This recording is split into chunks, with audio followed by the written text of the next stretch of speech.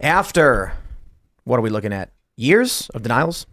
Hunter Biden has finally acknowledged that Joe Biden is the big guy. The testimony has been released, and this is massive because it basically opens the door to what everybody has been saying for a long time. The Biden family was influence peddling to an extreme degree and working with our principal adversaries. And right now, if it's true, and this is what Hunter Biden is saying, that Joe Biden was the big guy in a $5 million deal with China to get 10%, I mean, there's a potential for war with China. I don't know what you do. You don't want to impeach the guy right now. He's going to lose an election. So hopefully, maybe if he wins for whatever reason, then you impeach him, I guess. But Merry Leap Day, everybody. It is a magical leap day. We have our Leap Day candy downstairs. We actually have some Leap Day candy up here on the table. I hope you all had a very merry Leap Day. And in other news, Rachel Maddow went on an unhinged rant because she fundamentally doesn't understand law and never consulted anyone in the legal profession to figure out what the SCOTUS case means, and made the argument that if SCOTUS, for some reason, decides Trump is correct on immunity, Trump will be president for life. And I'm like, wow, really? Man, I'm already excited enough to vote for him for 4 years. Don't get me even more excited. But, Chris Hayes also went on an unhinged rant. And, I guess it's going to be fun. We'll talk about that. Plus, Trump was down at the border, and there's a viral video going around where he waves to the Mexican army and then fist pumps, and he was like, wow, they like Trump. And it's just, it's a hilarious video. What more can I say? So we're going to talk about that and a whole lot more. Before we get started, my friends, head over to castbrew.com. Pick up your Cast Brew coffee. We got Appalachian Nights ground coffee, Rise with Roberto Jr., Re-Rise with Roberto Jr. And if you're on our newsletter list, you'll be receiving a promo code that allows you to purchase Re-Rise with Roberto Jr., and also get 2 other bags 25% off. But also, while we're at it, I'll just mention eyesofadvice.com. It's the last day to purchase Eyes of Advice on iTunes to help us if you want to support the song. We're not doing a very massive push for anything like that, but if you do want to help us and you do like the music, go to eyesofadvice.com. That will prompt your iTunes player if it's an Apple device. Otherwise, you'll have to download it. It's also available on Amazon. And if you go to the music video in the description below at Timcast Songs on YouTube, you can see all the links to purchase it. Don't forget to also head over to timcast.com, click join us, because this show is made This show is made possible in part. There we go. Thanks to viewers like you. So if you go to timcast.com, you click join us, you become a member, you get access to our Discord server, you can hang out for our members only uncensored show. We got one coming up for you tonight. You don't want to miss it. So smash that like button, subscribe to this channel, share the show with all your friends right now. Joining us to talk about this and everything else is Kingsley Wilson.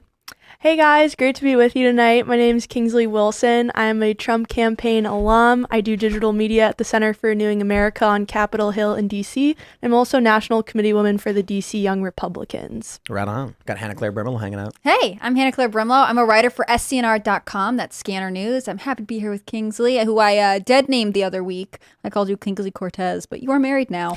Ian's here too. Hi everyone, Ian Crossland, and I feel great. Happy Leap Day. Awesome. Ian and I were doing physical training. It was impressive. It was good stuff. We were going to do a lot more of that. Tuesday, Wednesday, Thursday, I think is the plan. And we got a physical trainer for the entire company too. Man, it felt really? so good. And the nice thing was I'm used to these really intense workouts from the training session. I did these 6-week training sessions. So today was like, I could do this. Yeah, it was a basic every day. It was like medium. 6 different positions, 3 reps of each 10. So it was 9. 18. Nine different workouts. 3 different stations, and we did 9 each one stations, 3 3 times. reps. I liked it a lot. Yeah, it's about an hour. Good fun. We got Serge pressing the buttons. Yo, I'm Serge.com. Let's get started, yo. Here we go from the New York Post. Man, after years of denials, Hunter Biden finally acknowledged Joe Biden was the big guy in the $5 million China deal. At long last, first son Hunter Biden affirmed during his Wednesday impeachment inquiry deposition that his father, Joe, was the big guy, referenced in an email about a business deal with a Chinese state-linked energy firm that yielded millions for Biden family members and other associates more than 3 years after the Post broke the story, but rejected the notion that the president was ever penciled in for a 10% stake. And I'd like to point out that makes literally no sense because the email says 10% for the big guy. And so if the big guy is Joe Biden, what are you talking about? The deposition represents the first time the 54-year-old Hunter has admitted that his former business partners, James Gilliar, was referring to Joe Biden when he raised the prospect on May 13th, 2017, of the first son holding a 10% stake in the lucrative joint venture involving CEFC China Energy for the big guy. Okay. Now, not that I think any criminal action will actually, any action will be taken against them for their criminal activities, but this is a pretty bold thing to admit. Okay, let me just explain. It is very illegal for a third party to take on assets of that size to shield ownership for another individual. I'm sure the IRS would like to have a word with Mr. Hunter Biden about this. But there you go. This is it. The dam has broken. What we all knew is now there written in, I would say, digital ink. We'll call it that. On the paper. Hunter Biden testified. They released the testimony. This is it. Okay, now what? Now what happens? What do we do? I'm not thinking a lot, to be honest, and that's just me being cynical. I am glad that we have the record. I think ultimately that is a good thing. We want these facts to come out. It is also nice, in my opinion, because Hunter Biden threw such a hysterical fit about having to comply with any sort of subpoena from Congress or anything else. You remember he held that press conference on one of the days, or another time, like mid-congressional hearing where he was supposed to be there. They were voting to hold him in contempt. He storms in and crosses his arms with his lawyers. I am tired of Hunter Biden's hysterics, and I am tired of the lies from the Biden family. However, I just don't think that we'll see the kind of justice we would like. We're not going to see him behind bars. Maybe, or at least not during this administration. Right. I mean, because Biden controls the DOJ, right? So they're not going to open an investigation into Hunter Biden because, they're totally in bed with the Biden regime and what they're doing. But again, I think as Hannah said, this is something that the American people, at least conservatives, have known and covered for a long time, right? We've known that Joe Biden and Hunter Biden, when Joe Biden was VP, were going around the world, ripping off the American people, selling out American interests, and lining their own pockets. So this is not surprising, I think, to at least conservative Americans, but this is a message that we need to get out more to those independent voters, because I think you saw in 2020 a lot of the Hunter Biden stories obviously were suppressed. You weren't allowed to talk about the laptop on Twitter. We weren't allowed to talk about the dirty business dealings. So it's important to get those messages out there, because ultimately the American people want, a government that doesn't sell them out, that isn't corrupt. So we need to make sure that people are aware of what Hunter and Joe have done for decades in this city. I withdraw my apology for dead naming Kingsley, who just called me Hannah instead of Hannah Claire. I'm so sorry. No, that's okay. It's just payback. It's vengeance. We're because even. Hannah Claire We're looked at even. me and gave me a look as soon as she said Hannah. We're even. You had a good thought, so I didn't want to interrupt you. But yeah, we're even, and now you're married again. There we go. You were going to say something bad about the Bidens? I think I was, actually. I have questions that may lead to the uncovering of badness. How did this come out in the testimony? Was it out of context, or was he like, oh no, that text about the big guy? Asked directly about it. There's an email. And his explanation is, Joe Biden's out of office. Maybe we'll be able to get him involved, the first son said. Remember, again, it's that Joe Biden, for the first time in 40 years, is not an elected official and is not seeking office. And so James is probably like, wow, wouldn't it be great if a former vice president could be in our business together? You see, here's the important thing.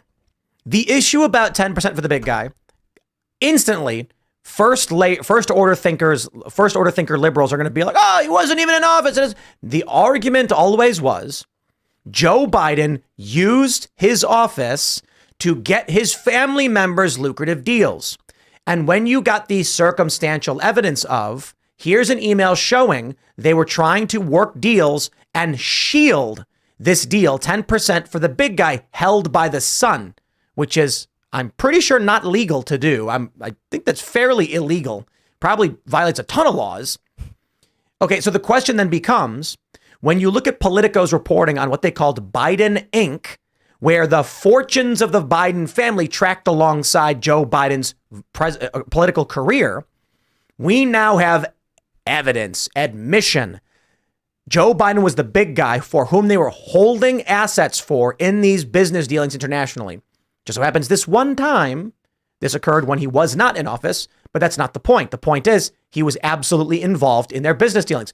Hunter kept saying he wasn't involved at all. Never involved. And now he's like, well, yeah, of course we wanted him to be involved. Right. And they're saying it's the first time in 40 years, meaning when he was no longer vice president. But at that time, the Biden family was having conversations about a potential run for presidency. He was never intending to stay out of politics, move to the private sector or Ukraine. Well, he's or never whatever. had a private sector job. No, he never has. And so it is interesting that they're saying, oh, well, technically, he's not holding office, so this would be a good time, except you know that his intention was always to seek the presidency. It's not a guarantee, but he was intending to hold office again. He wasn't intending to give up the private sector money he was trying to cultivate. I think they want him impeached.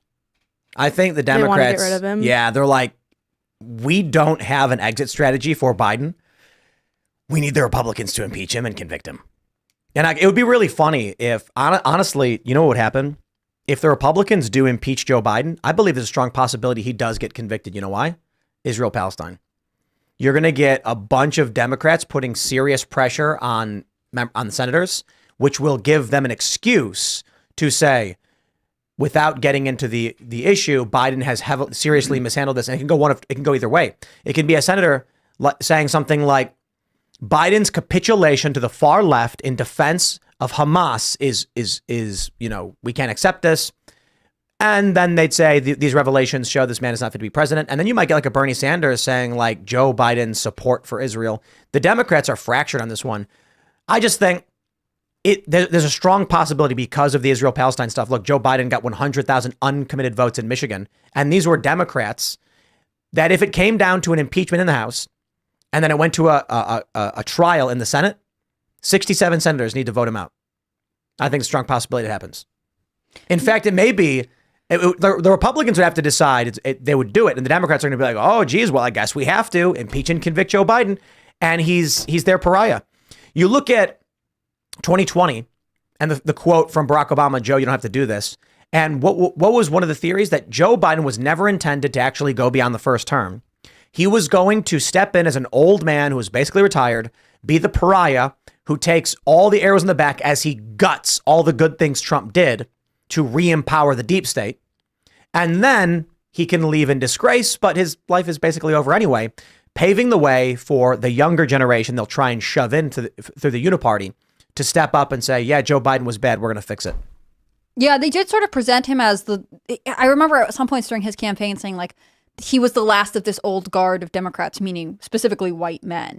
And especially during the DNC, the convention a couple of years ago, I remember specifically it brought out all of his granddaughters, but he does have, at that time he had one, now he has two grandsons, and they left him in the background because they were like, no, he's for women and he's progressive and he's going to pick Kamala and it's going to be great and he's just going to do it for 4 years, and then he's going to leave and turn it over to the new face of the Democratic Party. And that's ultimately not the case. He wants to stay in power. He is power hungry, or at least someone, maybe Jill, someone there wants him to stay in office. But I think he is a huge problem for the DNC because now they have someone they don't actually want there, and there's no real way to navigate out of it. Yeah, and you mentioned Obama, too. Obama famously said this was, a headline during the 2020 campaign. He said, don't underestimate Joe's ability to F things up. So I think that, Democrat strategists for years have known that Joe Biden is a liability because of the dirty dealings. I think, they've all been aware of that for a long time, but also because he's just, a buffoon.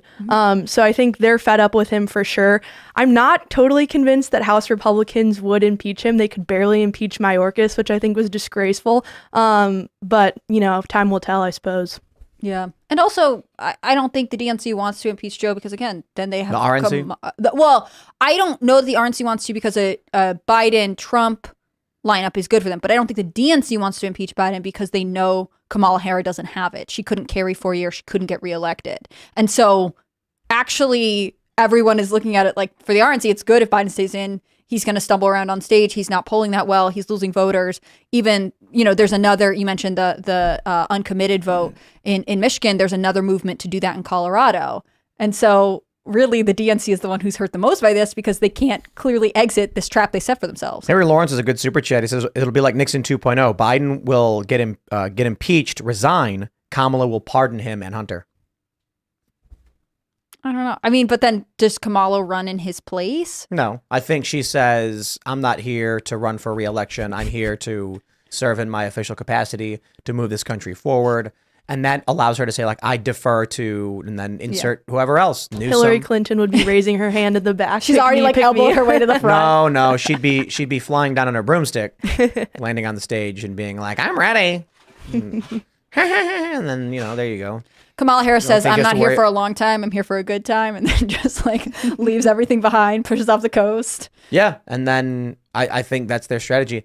And everybody acts like Kamala Harris needs some kind of like incentive to leave. And I'm like, what do you mean? Like these people are going to just do what they're told to do. I don't understand. Yeah, I think she also looks like she's having a terrible time. I mean, she used to be like a pretty accomplished attorney, and now every speech she gives, it's just total word salad. Like, I think she's having some sort of freak out or something. I don't know what's going on with her. Maybe she's not allowed to have a better speechwriter than Biden, because Biden can't get his speeches out anyway, so she seems more articulate. She has to be worse than him because she's second fiddle. This is actually a good point. The reason she sounds like a moron might be intentional because they were like, you cannot be giving speeches that outshine Joe Biden, and Joe Biden can't give speeches. Yeah. So you need to just tone it down to like a third grade level so that you never say anything. That's DIE in practice. That's equality of outcome. They're going to make sure they kneecap all the others so that they are as good as the crappy one. They got to cut off the tall grass. But there's no point in talking about Joe Biden as president because, ladies and gentlemen, from Fox News, Rachel Maddow emotionally suggests doomsday scenario where Trump could stay in power for life if elected. I don't know who wrote the Alexander Hall for Fox News. This is clearly a factually incorrect piece. The headline should be written as Rachel Maddow emotionally suggests wonderful scenario where Trump could stay in power for life if elected. I'm kidding, by the way. I like the use of the word emotionally. Right. Well, let me. The clip's only a minute long. We've got it from Colin Rugg, and I want to play it for you. We were originally going to lead with this one, but then we decided to go with the Hunter Biden stuff. But this is amazing, amazing stuff. Take a listen to this unhinged individual who needs very serious help. You know, if you think about the court as the Supreme Court of the United States and a rational actor and a decent one, that was a reasonable supposition, and it just turns out they're not that. Incremental bit of progress here. The important question here is not whether the Supreme Court is going to decide that Donald Trump and all presidents are immune from prosecution for things crimes they committed while they were president. That's actually wrong. I just want to pause real quick. It's quite literally the most important thing. The most important is, will future presidents be criminally charged while they're in office or after office for things they did as president in office? That seriously matters. But continue, lady. I mean, it would be fully insane for them to actually side with Trump here, right? The conclusion that we can arrive at now based on what they have done without having to wait for the ruling is that they are ensuring that Trump will not face trial.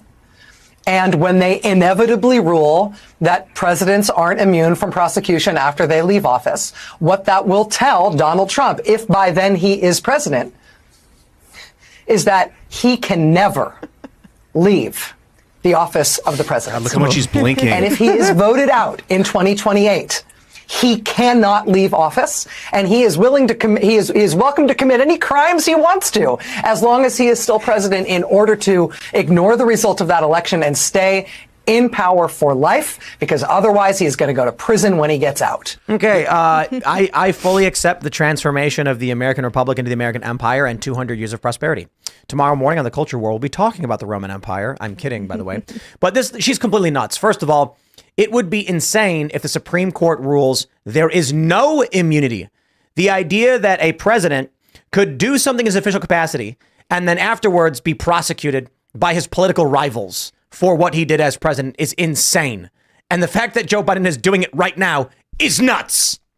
She doesn't understand what the argument is. The argument is, what she's saying makes literally no sense. She's like, he would stay in office forever. Well, he'd get impeached and convicted.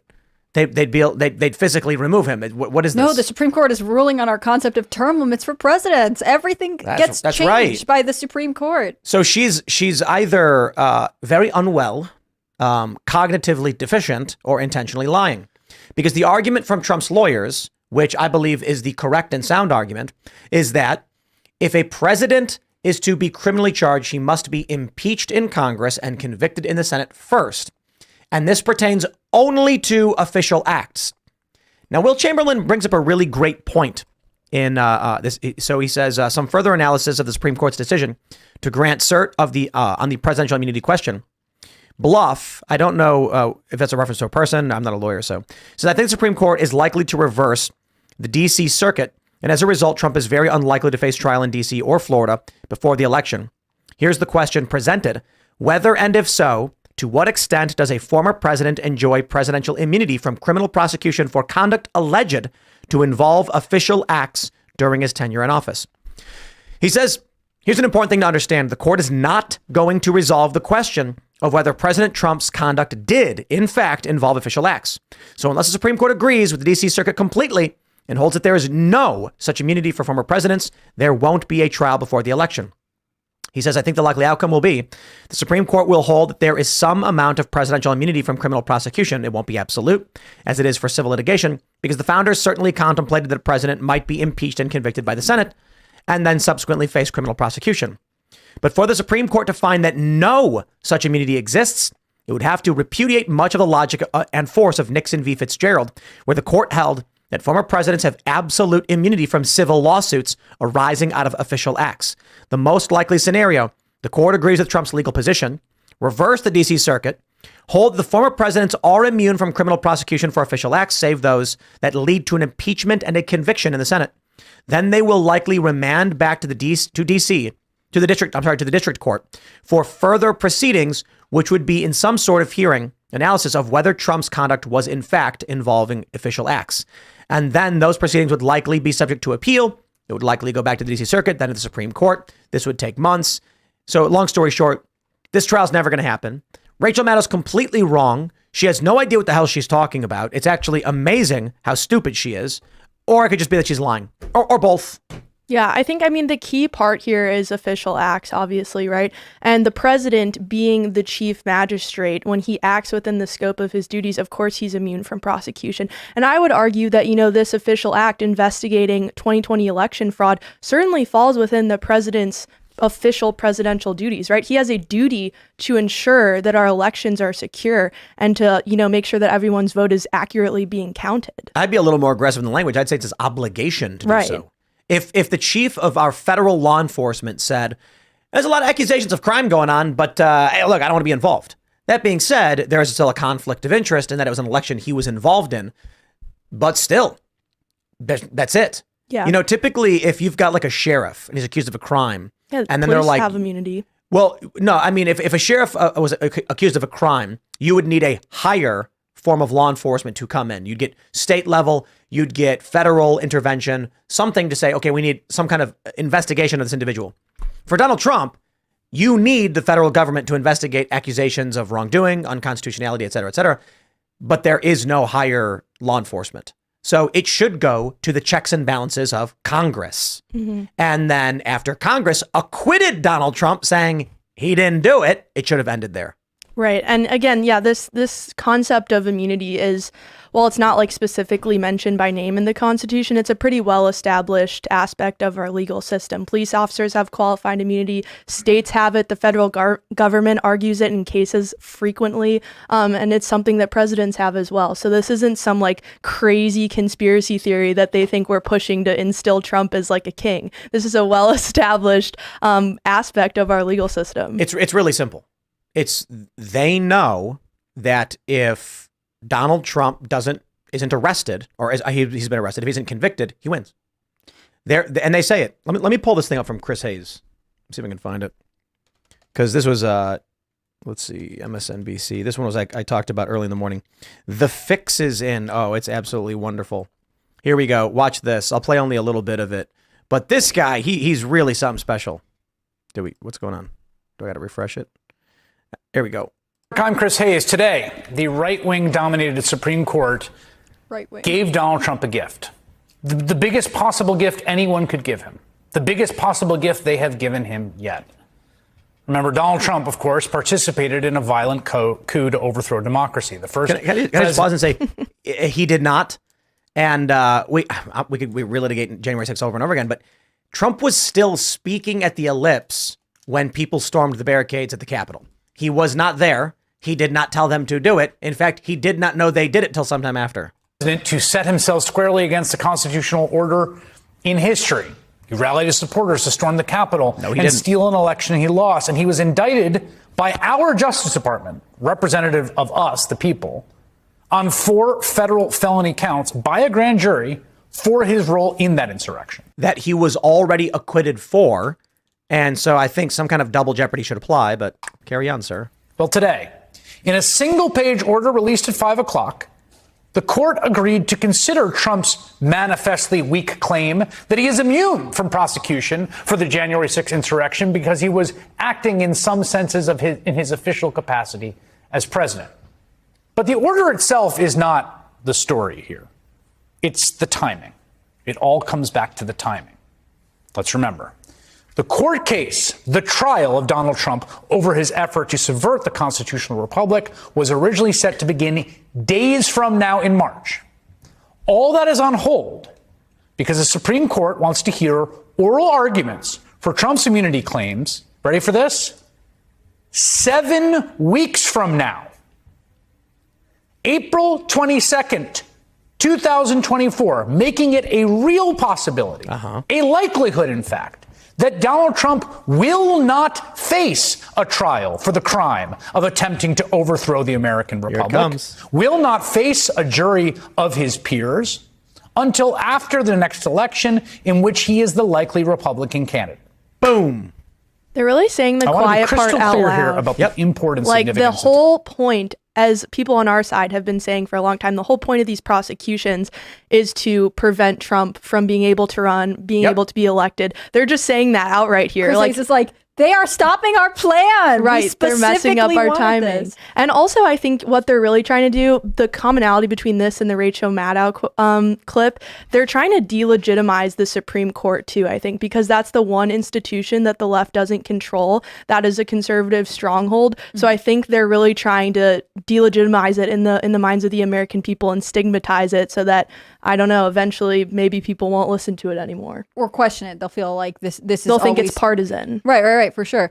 I mean, the thing is, for Rachel Maddow and for Chris Hayes, fear sells. Like, if they can whip up enough of a frenzy, they will make more money this way. Their clips will go more viral, and they'll get more people to say, well, what is Chris Hayes going to happen next? And they won't actually read anything or do any research on their own. And I think that's what bothers me the most, which is that this, like, effective propaganda where they are completely spinning a narrative that is not true. I mean, he's saying, you know, Trump did this, that he's never been convicted of that. He's been acquitted of it. He's been acquitted of it. Like, we're not even throwing around the words alleged, reportedly, some believe. Like, it is absolutely this happened the way we said it happened, and the Supreme Court is doing this to terrorize all of you. I think that that's gross, especially because, again, they make money off of this. I love how they're like, Trump is evil and wants to be a dictator, and the Supreme Court also evil, and they want Trump to be a dictator. And House Republicans also evil. All evil. And that guy next door who likes Trump, he is also evil. They're all evil, and they're all out to get you. Everyone is in on it. It's one big conspiracy because they love Donald Trump. That proves it. There you go. If you don't know, Chris Hayes is like mimicking Rachel Maddow, who's mimicking Keith Olbermann. And Stephen Colbert kind of mimics it. They talk like they got this weird sycophantic way of talking. And the echoing in these clips of Rachel Maddow and Chris Hayes is like nails on chalkboard. This is supposed to be MSNBC, like they got money. Why do the mics suck so bad? It's evidence that this industry is gone. It is just completely failed. It's a dude in a small room with a green screen. Like, this is what. And Rachel's in the same situation. Like, you can hear the echo in her small little room that she's in. You can actually, I think you can see on the ground how small the room is. It's kind of wild if you think about it. Yep, and it makes total sense. I mean, our room is bigger than his room. It looks like. Yeah, this is a legitimate. This set. room is it's what was it? 15 by 36 with or good 35? Microphones. You're not getting the room echo. New room's even bigger. New room is 25 by 50, I think. So these people, this whole industry is flailing right now, just screaming for clicks. No, I think the new room might be 25 by 40 because there's stairs. Yeah. No, the stairs aren't 10 feet though, so it's got to be like 45. Big room. It's kind of too big. You know, too big. They say too big to fail. Tables in the middle of the room, and there's like a lot of space, but it's going to affect how the backdrop looks and everything. So I think it'll be all right. Whatever. I think it'll be cool. But it is kind of wild to think of as we watch these lunatics struggle and fail and lose money and go out of business. I had a friend reach out to me today, like, shocked Vice is no more. And I'm like, yeah, you're not going to contract with them anytime soon because they don't exist anymore. But you can always text me, I guess. You know, yeah. When you see a company like MSNBC has their top talent with room tone echo, there's something going wrong with that company. I would not get involved with that company right now. Shout out to You, Me, and the Movies who chatted the irony of the echo chamber. Yeah, literally. Rough times all around. Yeah. They're both literally in echo chambers. That's so funny. I think it's disturbing, but the thing is, it's going to affect like not our generation necessarily, people who are online or have something to counterbalance this. It's going to affect people who are not particularly politically engaged and older people who trust media like this, who say, but people on TV are trained and they're ethical and they wouldn't make stuff up. But actually, it's a hysterical screaming match where they're all trying to say the most dramatic thing to whip up the most amount of fear out of the voters. Like, that's not a healthy way to treat the election, and yet they're going to continue doing it because they know this is their last chance to be relevant. The TV, this monopoly on this technology, the TV. People watch like ABC, NBC. They watch their TV, and it's still controlled by people that are force feeding garbage, like Chris Hayes spaz out or Rachel Maddow panic. Like, that's not good That's not the stuff that people should be watching as children or like feeding their brains with. But this monopoly constriction of force feeding it to people is like why they go crazy from Chris Hayes' vapid, incessant, narcissistic rant into the void. It's okay. I love this. CNN reported they were the youngest cable network. And in 2022, the average age of a CNN viewer was 67. But to be fair, Fox News is 68. Oh. And MSNBC is 71. So that's accurate reporting. It's just not great. No, it's not accurate reporting. What do you mean? Oh, you mean on the youngest network? Yeah, they are the youngest. Right. It was a press release. I didn't consider it reporting. Yeah. But yes, they are the youngest at 67. And MSNBC, 71 years old. These are people who are half checked out. I'm not trying to be a dick, but they're just like, they're hanging out. They're retired. They're just passively listening. And they chilling. Yeah, they're not the people that would be on the front lines. Damn, that's some wild, sort of dude. The average age of Timcast IRL is like 34. Mm-hmm. It's like 33 or 34. I mean, the biggest thing you'd have to contrast this with is data based on what age groups are most likely to participate in elections, right? Because whoever is the most active, whatever the age block is that's the most active, that's actually who you want to target with these kind of hysterical messages. So if it holds true, retirees have time on their hands, they're going to the polls. Like, it's not a terrible, audience to have control of. But theoretically, younger audiences are going to bear these messages and feel the effects of culture longer. So it's just, again, dividing the effects of what's going to happen to our country and who is actively doing something about it. Like, hopefully, all the 30-year-olds who listen to this program are always planning to vote or participate in state, local, federal elections because that's how you make an impact. If you are not doing that, then you are letting your grandparents or your parents or whoever who are listening to CNN, MSNBC, they're leading the ways in the polls. And hopefully they have chickens. I was thinking earlier about but that's just a life goal, Right. How awesome it would be if we had a young, hot couple as the president and the first lady or the first man or whatever. Like I mean, like Vivek, I'm not saying Vivek's some hot guy, but like young people like his age, potentially in their 30s, like attractive people with young kids that are like so keyed into what's really going on, and like, could they even survive? But that's what people liked about JFK, right? That he was young. I mean, his wife had a baby while they were in the White House. So I'm not getting the timeline right. The baby didn't survive, but like they had young children. He was extremely young for that age. He went up against Nixon. I mean, that was the whole effect of the radio versus TV. He looked more vibrant. I think people would like to see young candidates. It's just right now we're not. I think it's going to be Trump this year. I don't think a young person could have beat Trump. We kind of have to max out the Trumpness for the Republican Party to move on. And to be fair, so does the Democrat Party, because they're about to put up the oldest president in the nation's history before we move on to this younger generation. Let's jump to this story from the Post-Millennial. My friends, if you're interested in watching people who are cognitively deficient opine on things for which they are not capable of understanding, look no further than The View.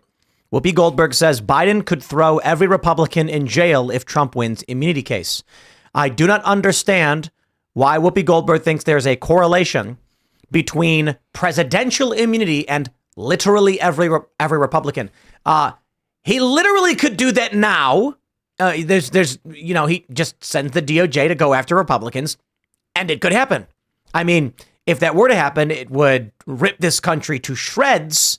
But sure, Post-Millennial reports. Actually, you know what? We'll play the video because. Wow. Well, the Supreme Court won't hear oral arguments until the end of April.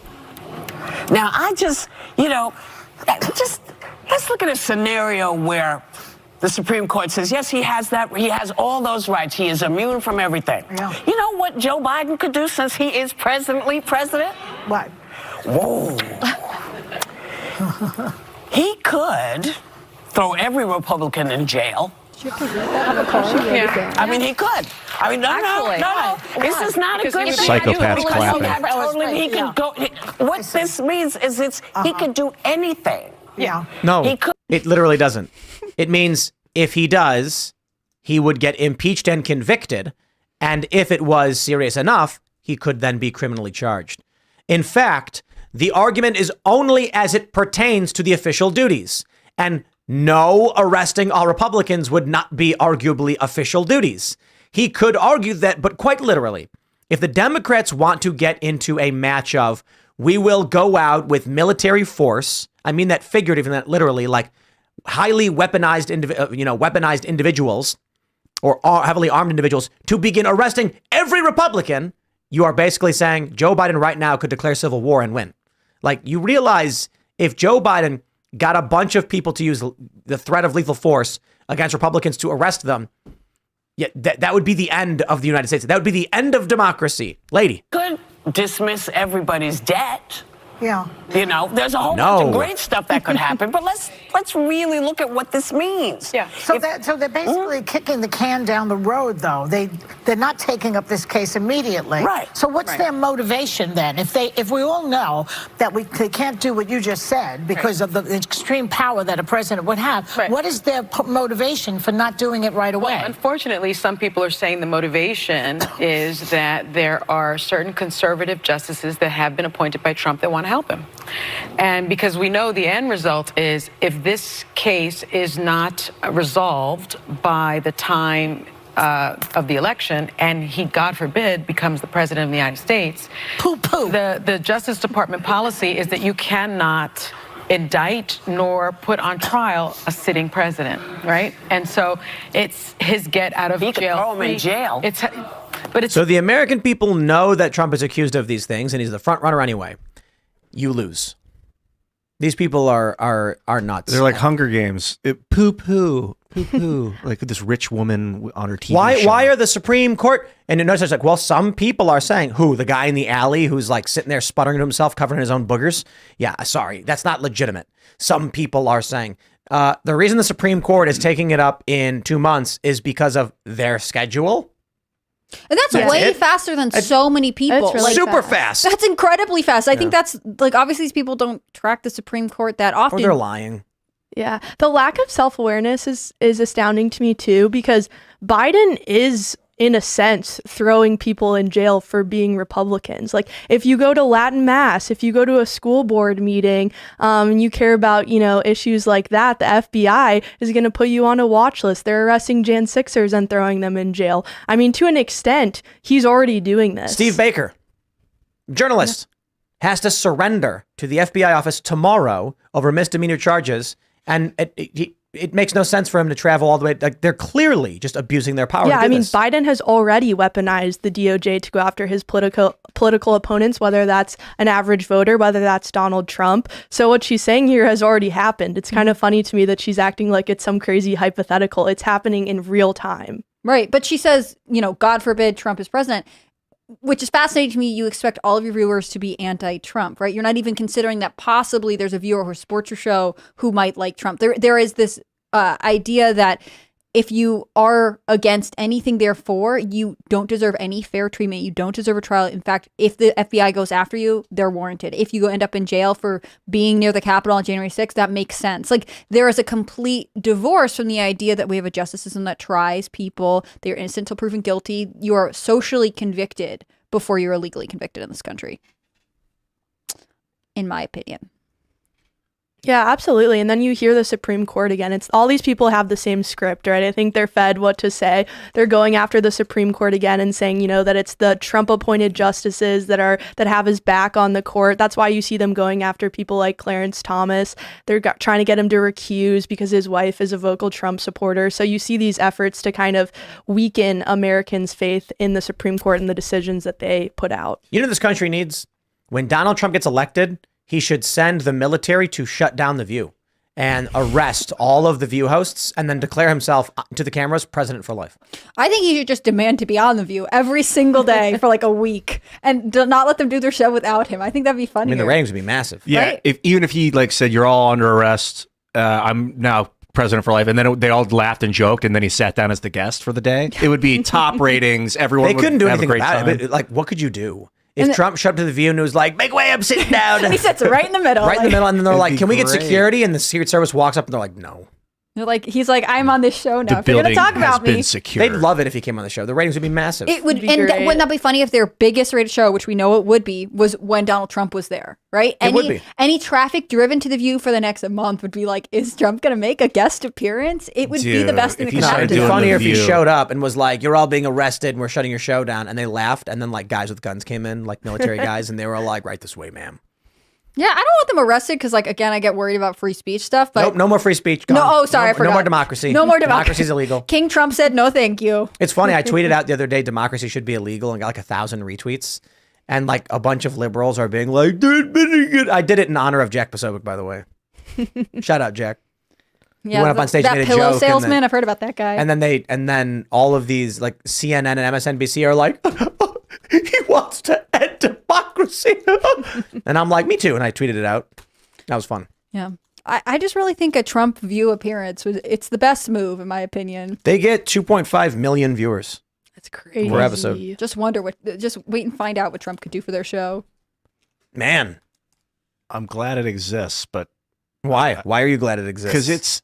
Because it's an opportunity for people like that to vent, but it is also, and I like that it's out in public so I can see like the minds of Joy Yeah. Behar. I want to know what she's going through right now. That's what I like. I what are like people being like able that? to see what someone who's like in a completely different sphere. It's the same reason I like to listen to NPR pretty regularly because like the way they are presenting information that I know, especially if it's something I've been covering pretty intensely, it's like, oh, you guys don't live in the same world as me. You guys are completely freaked out by different stuff. You can take a look at how CNN frames things. I love this article that CNN's got on Matthew Martin. Let me pull this one up.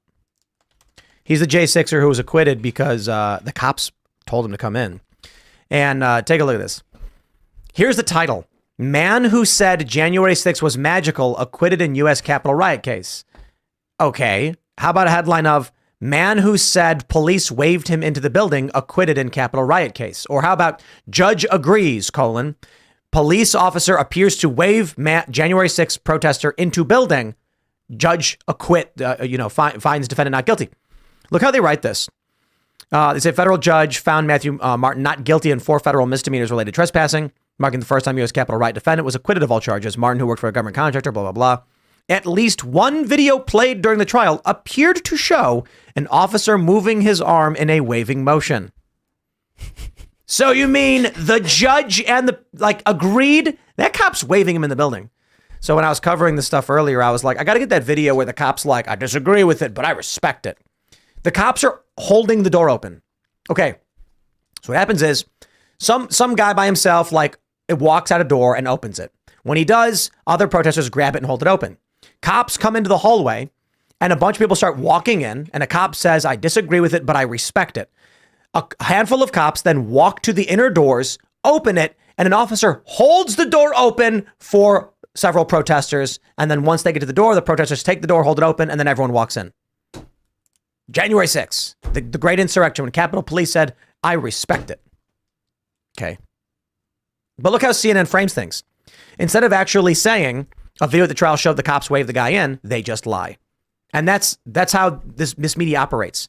Whoopi Goldberg says things that make literally no sense. And the 2.5 million people who watch mostly are just passively listening. And now they're going to go and regurgitate that and they're going to go repeat it and they're going to say garbled nonsense. Whoopi's in a rough state too. She's slowing down. She's old. I haven't noticed. The last year ago, she wasn't. What's her name? Carol? Is that Whoopi Goldberg's real name? Is She had Carol? to read off a card, arrest all Republicans. Yeah, that was rough. Right. Yeah, she had to write it down. She's phoning in. She's in late stage human, and I don't want to do this her to name's humans. Karen Johnson. I feel kind of bad shit She's a talking Karen? my Karen elders Johnson. in the world. I got a lot of respect for these people, and I've always enjoyed Whoopi's work. People like that are, but also sometimes you got to seize the reins when the system is faltering, and you can't just be like, my respect for you will let you keep driving us into the ground. Sorry, guys. I've got a great idea for a meme series. Patrick Stewart, Captain Picard, walking into 10 Forward to meet with Guinan for advice, but it's the View Whoopi Goldberg saying nonsensical, garbled nonsense. And then Patrick Stewart like reacting either positively or negatively. Yeah. So he's like, I need advice. And she's just like, Biden should arrest all the Republicans. And then just so Patrick Stewart be like, what? That'd be great. If I had time to do it, I'd make those, but someone else should do it. And then just post a bunch because they'd be funny. Just, edit out Whoopi Goldberg and put her in Star Trek. There you go, ladies and gentlemen. This is what people are consuming in modern media. And so, unfortunately for you, it's what you all have to live with. Where do you get your news from, Kingsley? I get a lot of my news from Twitter, honestly. I feel like it's a good curator for a lot of different outlets. So I would say I get most of mine from there. I also go to people's profiles who I like and see what they're talking about, like Posobiec, Bannon on Getter. Like I see what they're covering that day. Yeah. I watch War Room every morning too. Watch you guys. Aww. Yeah.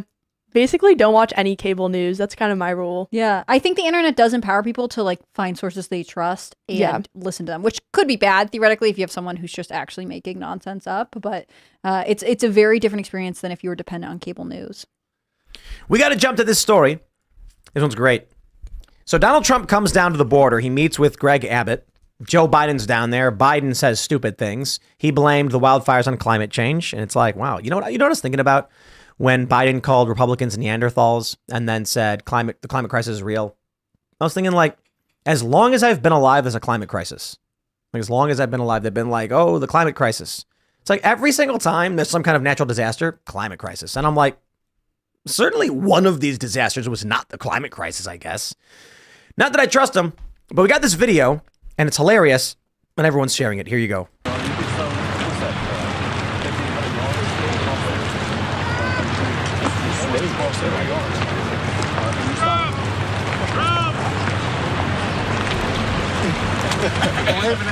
They like Trump.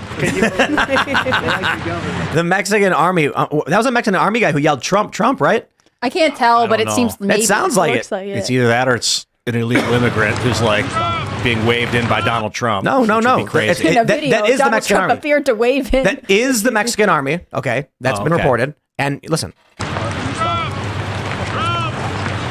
It sounds like they're yelling to him, and then Trump waves, and then he raises his fist for him, and then he's like, "They like Trump," and this is a viral video going on right now as they're both down there at the border, and it's fascinating because Joe Biden is in Texas saying, "The time to act is now," and then everyone's pointing out the areas that Greg Abbott secured in Texas have no border crossings. Mm-hmm. So it's what do you mean the time to act is now? The time to act was a long time ago. You did nothing. Abbott came in, put up the border barriers, and now it's in the area that he's talking about, there's 14 people.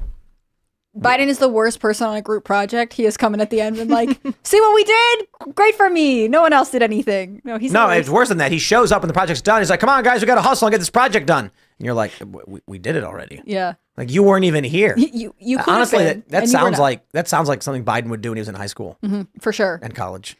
No, the plagiarizer, he totally would do stuff like People that. said he was always bottom of his class.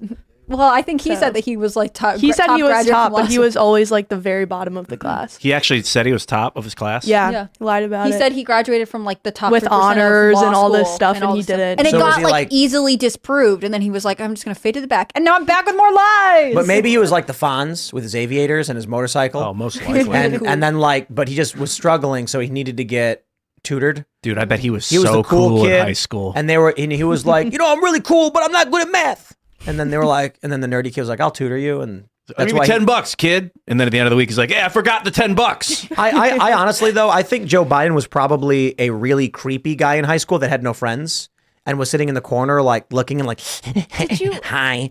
And then the corn pop story, right? Yeah. I think the true story of the corn pop thing is because Joe Biden says in the same breath that the little kids would rub his legs. Yeah. Hey, go in the water and rub. I got hairy legs. And I'm like, I think this man is a pedophile because of all the videos where he's groping the children. And then Corn Pop probably was like, yo, dude, stop touching these kids, and pulled out the rusty whatever. And then Joe Biden was like, well, I can't tell people the real reason Corn Pop wanted to fight. So he made up a fake one. I called him Esther. He got mad. I'm like, I don't believe you. No, I don't believe either. I don't believe that's what happened. I think it was Seamus and Free Tunes who told me the story that there had been a children's book about Joe Biden's life that had been created. And in it, they mentioned he was so good at catching footballs, they called him Hansy or something, or Hans Biden. Yeah. I can't remember the details of this. And it was are you trying to get out ahead of something that's about to get released about he was too handsy with people in high school. You know, like he's not Didn't not his great. own family call him like pedo Pete? Wasn't that That was a thing? Hunter Biden text. Yeah, which is insane to me. Imagine just being like, oh yeah, we lovingly call our family member a pedophile in the house. It's not a joke. It's like not, you don't joke it's about not that funny stuff. at all, and yet they're doing it, which is weird. Like there's something strange going on. Yeah, I don't think Handsy was the nickname, or it might have been, but I can't find it. But I did find this article from 2015 where it says, from the National Post, Joe Biden's lingering hands earn him nickname of Creepy Veep. Oh, gross. Mm-hmm. This was in 2015. That's crazy. This guy was like, I think he was popular in high school and he's never let it go. And the best He's thing I can obsessed say with is like, at least she's an adult woman. Like that's not great. That she's this like is the twitching, reputation. that girl in that image. She's like contorting. Her body's contorted. It's weird. The thing that I like about the Trump at the border video is that he just looks like he's having a better time than everyone else. You know what I mean? Like Trump always seems like he's having a lot of fun, whereas the Democrats are all doom and gloom all the time. Yeah. It reminds me of when he, took the picture of that Trump taco bowl at Trump Tower and was like, we love the Mexicans. It's like same energy here. This is a huge component of 2016 that I've talked about a lot. That when you looked at the Democrats, they were dropping to their knees and going, "Rah!" And when you look at Trump supporters, they were like dancing in the street. Mm-hmm. They're all laughing and mocking people. And it's like, if you were an ethnic minority hanging out with a bunch of other Trump supporters and they cracked a joke that was like a racial joke, everyone laughed together. Like if Dave Chappelle was on. Dave Chappelle's latest special makes fun of Asians and black people. And he's made fun of white people and he's made fun of gay people and trans people. So if you were just like in on the joke with everybody ripping on each other, you're all laughing together. But if you're a Democrat, you're just frowning and angry all the time. And they're just like, I don't know where their humor exists. I don't know if you guys saw that video where that queer teacher, self-identified, not an insult, said that libs of TikTok got her fired. I don't know what pronouns she uses. And she was like, I just like to make people laugh. And I'm like, when? When do you like to make people laugh? No, you don't. That's a lie. Because these leftists are always like, stop laughing. Laughing is not allowed.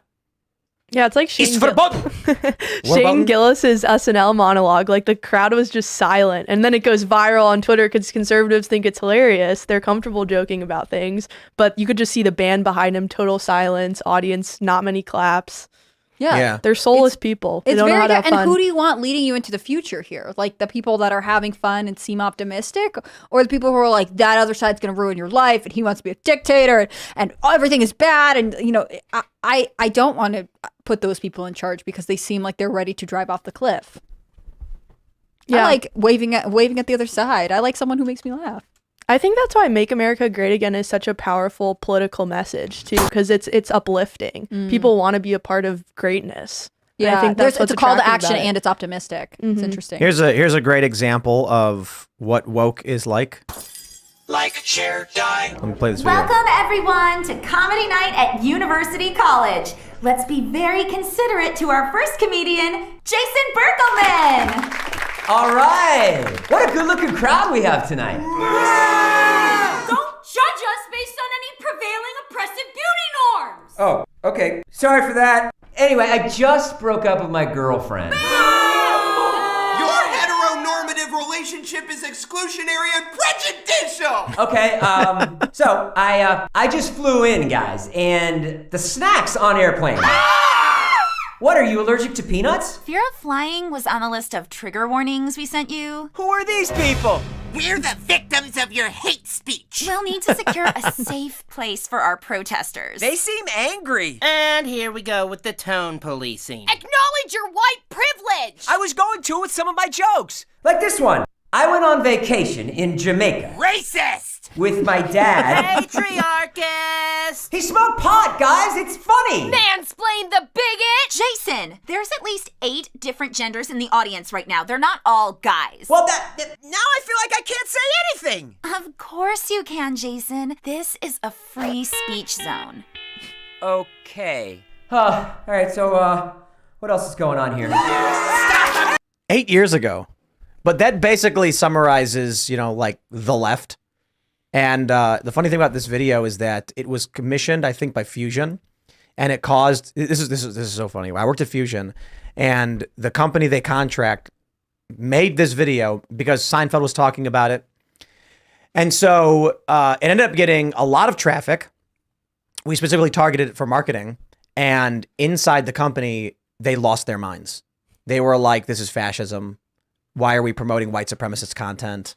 And it was like... You're like, because I love white supremacism. That's I was just simple like, quote. Isn't it kind of weird that the only content this company has ever made that actually got views was the one making fun of all you people? Mm-hmm. It's kind of wild, isn't it? That this external third-party company was contracted to make a joke, and y'all are freaking out about it, and it's the only thing getting views. They'd make these videos that get no views. And then they make this one making fun of all of them, and they're just like, why are we being made fun of? And they got so angry. It was hilarious. I think that's the thing, though. I think people don't like to be in environments where you feel like you're constantly being policed and that you're not able to speak freely or authentically. And content that makes fun of yourself is inviting in some way, right? Like, we all have a friend who's really self-deprecating and they make us laugh because you're sort of like, I don't know, it invites a level of humility from everyone. Whereas, there's no reason to communicate with someone if someone is always if the other person is trying to trip you up at any point, if they're trying to essentially lock down any of your thoughts. I've been in a pretty good mood, though. We got this story from the Post Millennial. Boston's wealthy elite outraged over new shelter for illegal immigrants in their neighborhood. Are they? Residents of Fort Point in Seaport couldn't fathom living amongst illegal immigrants in the Democrat-run sanctuary city that they voted for. I love it because Libs of TikTok says, Biden won Massachusetts by 33 points, and he won Boston by 67 points. Democrats turned Boston into a sanctuary city, and now the people who voted for it are like, why is this happening to me? And I'm just like, it feels really good. But here's the real opportunity. Wouldn't you, first, let me just say, don't you just want to just gloat and laugh at them? We can all form together in a big crowd and just, we can show up I wouldn't call it a protest. A peaceful gathering where we all just point at their homes and laugh at them. But that doesn't solve any problems. It just feels really good. And so it probably makes more sense is to ask them to not vote for Donald Trump and be like, well, at the very least, if you vote for Trump, he'll make these people go away. Mm-hmm. And vote for a new mayor, right? Like, Boston has an extremely progressive mayor. She was the one who sent out the Christmas party where she's like, just no whites allowed. No white people. Like, it is something that is within their power to fix because it's a problem they have created. That's the beauty of having elections and having term limited people who have to be rejudged by the constituents that technically are the ones who elect them. They have the ability to solve this on many levels. They will not. I don't think she's a progressive. I think she's a reactionary. Like, a reactionary is a person who wants to turn back the clock to the way things used to be. So if there's a woman who's like, I want racial segregation, I'm like, yeah, that's how it used to be for the majority of human history. So she's a reactionary. And then it's funny because the left likes to call people on the right reactionary. And I'm like, I don't know, like, conservatives have actually come together with traditional liberals and have compromised on a lot of things. And it's actually the left that wants to turn back the clock on civil rights and return this country back to a time before civil rights existed. So, they're the reactionaries. But I don't know. Sorry, I'm chewing a Starburst because I need to throw paper at at our producer. So that leap day candy. Mm-hmm. Oh, look, really these paper cranes are going to make themselves, So I don't want to talk in the mic too much, but I know Ian was really happy to see these people suffer. Which ones? The people in Boston who voted for Democrats and then got what they asked for. That's because that's how I feel. I feel that way. Like I just want to gloat. Like, these people were fine with the revolution. They advanced its causes until it came for them. So I don't feel bad for them at all. I don't have any sympathy for these people. They've gotten what they deserved. But they can vote for Trump now, right? So it's yeah, they're, they have a way out. Forgiveness is real. Yeah, they have a second chance. I doubt they'll take it. I hope that I'm proven wrong, but I think we should continue to bus illegals to Boston. This is what they've been voting for and telling rural America to do. But we're not doing it. Biden's doing it. Yeah. So it's funny because when the story comes out that, like Abbott and DeSantis are shipping illegal immigrants to these places, like that was true for like Martha's Vineyard. Mm-hmm. But the majority of what's going on was the federal government doing it. That's one of the reasons there were complaints. And I had said this back then, like, yeah, it may be funny they're doing it and there's some political benefit to it, but all they're doing is helping Joe Biden facilitate illegal immigration into this country. They're doing something Joe Biden is already doing. In fact, Joe Biden is doing it secretly. I mean, do you remember all the reports of him flying migrants in the middle of the night to White Plains, New York, which is just like a very small airport? It's something that when Republicans do it, they're mad about it. But when it's happening in front of their faces, in fact, when they're being deceived, when the president's not telling them openly they're doing it, they're saying, well, illegal immigration is not that big of a deal. It happens somewhere else, especially Boston, right? Boston is so far from Texas. It's easy for them to offer to be a sanctuary city because they think ultimately they won't pay the cost that the border towns do. I think we should put the illegal immigrants in their houses. Yes, I think so too. I mean, it doesn't really violate the Third Amendment, right? You know, they're not American citizens. Mm-hmm. You know? Well, one of the things that I read about the shelter crisis in Massachusetts or in Boston is that it's displacing people who are, you know, homeless or like women and children who need domestic violence shelters that the state offers. And so they're filling up. They're saying, you can't come here because these people who are here illegally, who don't pay into the system, who are committing a crime by being here, need the space more than you. I think that's wild. I think that is such a negative message to send to people who theoretically, as this, you know, liberal city is a city that's offering social services, you're saying you don't need them enough. Women and children in crisis who are Americans. Yeah, I mean, you've continued to see Democrats in the Biden administration put the needs of illegals before the needs of American citizens. You even look at, you know, the young girl who was just murdered, Laken Riley in Georgia. The sheriff of that county actually campaigned on, you know, not cooperating with ICE orders. So these people are consistently putting the needs of illegals, because he said it created a culture of fear, right? So they're putting the emotional needs, the physical needs of illegals before those of American citizens. And for that, I think they deserve our contempt. You know, what's funny is that if only men voted, Republicans win across the board, except for like Washington and Oregon. And if women vote across the board, the whole country is Democrat. The funny thing is, it doesn't come down to just men and women, but there's a clear distinction in the voting preferences for men and women. And perhaps it really does come down to object versus subject. In this instance, they're very emotional. So women say, I agree with that argument. One interesting caveat to that is, though, married women consistently vote Republican. Mm-hmm. So I think the more you can incentivize people culturally, financially, perhaps with tax cuts, things like that, to get married, the better off we're going to be as a country. Yes, but it's probably the other way around, that women who vote conservative are more likely to get married. Perhaps. I think there's a relationship between both, but I do think that marriage is a stabilizing force and that it would be good as a country if we valued people creating family units, small portions of community to rely on each other and build stronger and better citizens. Well, of course, you know, marriage was a artifact of the patriarchy, and once the love the patriarchy. Once it's the marriage great. is complete, the women are totally subjugated by the man and must vote as he demands. And so the man wants her to vote Republican, she does. As God intended, you know? Yeah. Sounds like Mormonism. I was learning a little bit about how females are property in Mormonism. I don't know. Mormonism is fascinating. That's still true?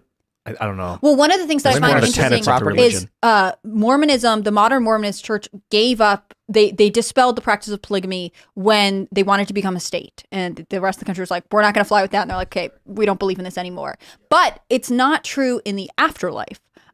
In the afterlife, or in their, you know, version of like heaven and everything, men can still have multiple wives, even in the traditional church. It's one of the things I wanted to ask the Angel Studio guys about, because they're Mormon, and I always find, you know, because they're LDS. I apologize. I'm throwing out slurs over here. That's different?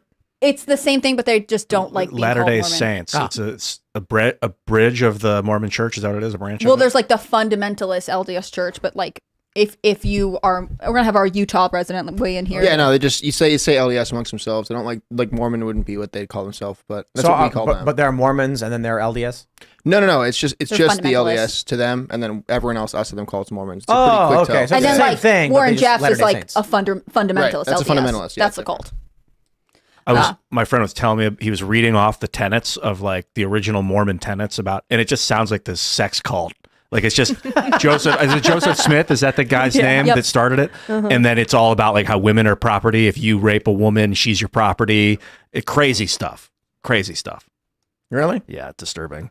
The only thing I know about Mormonism is from South Park. So I've heard that's actually a good description. I am not Mormon, so it's hard for me to judge. I kind of don't believe it is a good description because of how absurd it is. But I guess you never know. It was like I'm trying to recall. It was if you were to rape a woman that you have to pay her father $50 and marry her or something like that. That was the. Oh, okay. Well, that's totally different. Yeah. You ruined her value, so let's. Right, it's crazy. Dad, $50. It sounded like it was like incentivizing men to go prey on women. It was crazy religion. Bro, with inflation, what was that? Like 1800s? Yeah. $50. That's a lot of money, dude. That's like a fair amount now. Huge. That's crazy. That's a dowry. No, but that's got to be like $500,000. I'm gonna look it up because I'm fascinated now. $50 back then. I don't know. Maybe it's like $100,000. Depends on if you put it in Bitcoin. You can pay her dad in Bitcoin. In 1856, Bitcoin was trading at 0.01 cent, and I bought a bunch. Did you see Boris Johnson? This was like last week. Tucker wanted to interview him, I think. Yeah. And Boris was like, only if you pay me in Bitcoin or gold. Like, he doesn't want U.S. dollars. He wanted thousands of dollars. Yeah, it was like an insane fee. He wouldn't take U.S. dollars. He would only take crypto or gold. Like, what's that indicate? He used to be the prime minister of England. He knows. Or the UK, I guess. I bet Tucker Carlson's got a ton of Bitcoin. I hope so. Yeah, he's just sitting on a huge Bitcoin wallet. Why do we start talking about Mormonism? I really twisted the We're talking about the value of marriage and the effect it has on a culture. Yeah, really. We were talking about how women are property and it's time to reject modernity and embrace tradition. Well, and it's interesting in our culture that married women act differently than single women, right? Like Kingsley pointed out, married women are more likely to vote conservative, they're more likely to vote Republican. Because they have a sense of trust within them. Well, and to Tim's point, is it that conservative women are more likely to get married, or does marriage have a transformational effect on how people view the world? I think it's a little bit of both. I don't. I think it's that conservative women get married. That's what I think. So they're gonna like a woman who is gonna vote for Republican is getting married. A woman who is not, who is voting for Democrat, is gonna go get a bunch of cats. Probably. I don't have like stats or anything on this, but like I do know a fair number of people who like have gotten married and have become more conservative. You know, it could be because they had kids. Yeah, I think that does it for a lot of people. You see like the kind of crap that your kids are being taught in schools, and then it wakes you up a little bit. I know a couple moms that's happened to them, but yeah, it'd be interesting to see if you could quantify that somehow. We get two interesting stories. First, from the post-millennial, Bumble cuts staff as Gen Z turns away from dating apps. The other story we have, which I'll get into in a little bit, is that Gen Z, and once again, new polls are coming out showing Gen Z is going for Trump. And they're very similar stories. I mean, what we see with Gen Z turning away from dating apps and shifting towards Donald Trump is a conservatizing, or I don't even think it's a conservatizing, but the next generation is more conservative. And I think it has a lot to do with liberals don't have kids. They don't have kids. They abort their kids. They sterilize their kids. Conservatives have more kids. So the future is going to skew conservative, so long as conservatives keep having kids. Here's the story. They say on Tuesday, Bumble released its annual earnings report, revealing the numbers were lower than expected. To tackle a decrease in demand, largely among younger demographics, the dating app announced that it would be laying off a third of its workforce and using the money it saved on salaries to reinvest in areas of business that would drive long-term growth. So this is huge. This is 350 jobs at Bumble. I think dating apps are garbage, and I think Gen Z is based AF. I'm not trying to be negative here, but do we think that this could also be perhaps because people are consuming things like OnlyFans more and more, and they're just, you know, doing that sort of stuff, and they're not actually going out in the real world? They're just kind of experiencing dating through pornography and things of that nature. Probably, but I do think Gen Z is more based. So, what we're seeing with younger generation is that the males are going very right and the women are going left. Mm-hmm. So I think they're turning these dating apps into cash grabs too. Like Tinder, I used 8 years ago or 10 years ago. I started using it and it was $5 a month, and now it's 40. Mm-hmm. 40. Wow. It's even more than that. I think it's if you get the upgraded. They have all kinds of bells and whistles you can pay for. Well, there's a better app you can get. It's called like Millionaire Matchmaker or something. I don't know what it's actually called. But there are apps where it's like you have to prove you have a certain net worth to be on it. Yeah, I saw an article about one where you had to have a certain credit score to be accepted. There's farmers only. You know, you got to be a farmer. J-Date, Christian Mingle. J-Date. I wonder if those are better because you have some stuff in common. Like Tinder is just you're literally in the area I'm in. I guess there's some ability to screen for like some things. I don't know. I've never used them, but the thing is, they're all garbage. The what gets me here is they're saying we're going to invest in other things to ensure long-term growth. But for a dating app, like is it Tinder? One of them has a slogan like "We're the app we want you to delete us" or something like that. That's a terrible slogan. I know what you're talking about. It's not Tinder. But, okay, Hinge maybe. The thing is, for Bumble to have long-term growth, that means they need there always to be a stable single population that's actively using it all the time. So what are they investing in? Like anti-marriage lobbying? Yeah, Ashley Madison. Like what are we? Abortion? Maybe like birth control ads. Like whatever they're investing in, and it's not to downgrade their business model. And I know there are couples that meet on apps and are very happy together, but I don't know that their long-term growth is what I want. I also think generally, just personally, I think meeting someone in person and having a community that knows them is a much better way to vet someone through a dating app. Do you think people are ashamed, like if they're dating someone they met off an app? Because if like, how did you guys meet? And they go, on an app. I think this has changed a lot. Because when it was just eHarmony or just like where you would have a profile on a website, I think people did say like, oh, we met at a cooking class. But now it's so much more, it's very, very common to meet people on an app. So I went to a wedding recently where the priest literally during his homily was like, we're so glad that Jack swiped right.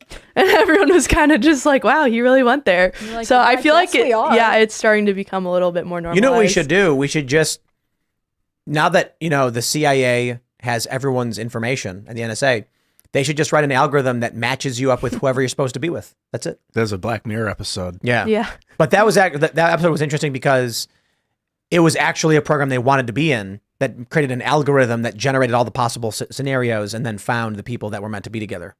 Yeah. So it was like you went to a company to get it done. It wasn't like you were forced to do it. Yeah, you're trying to be selectively paired with someone. Yeah, like in the episode, they're forced to be together, and if they're like, no, I want to be with the other person. It's like, too bad you can't be because this is what the computer said.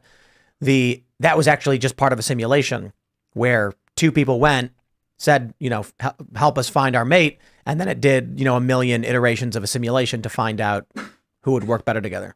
I have to think that there's some effect like that on dating apps. Like if you're choosing to be on one because you're trying to find someone to date, theoretically you're looking for someone else who is also looking for someone to date. But really, if you're someone who's looking to very seriously get married and you get matched with someone who isn't really sure what they want, but they want companionship, like your goals are actually very different, but you're being presented with the idea that you maybe want the same thing. I think you need more ways to screen because it just, I think, leads to a lot of heartache. It's pretty painful. It also feels like I'm judging these women by the way they look, one after the other, and it's no. Instead of just swiping, you should message them and tell them they're ugly. Be like, I didn't swipe left on you.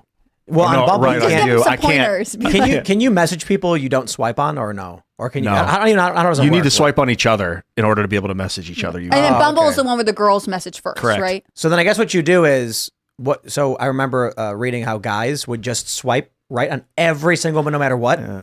I would actually judge them one by one. I can't bring myself to do the bulk. What? Bumble came around. Bumble requires women to message first.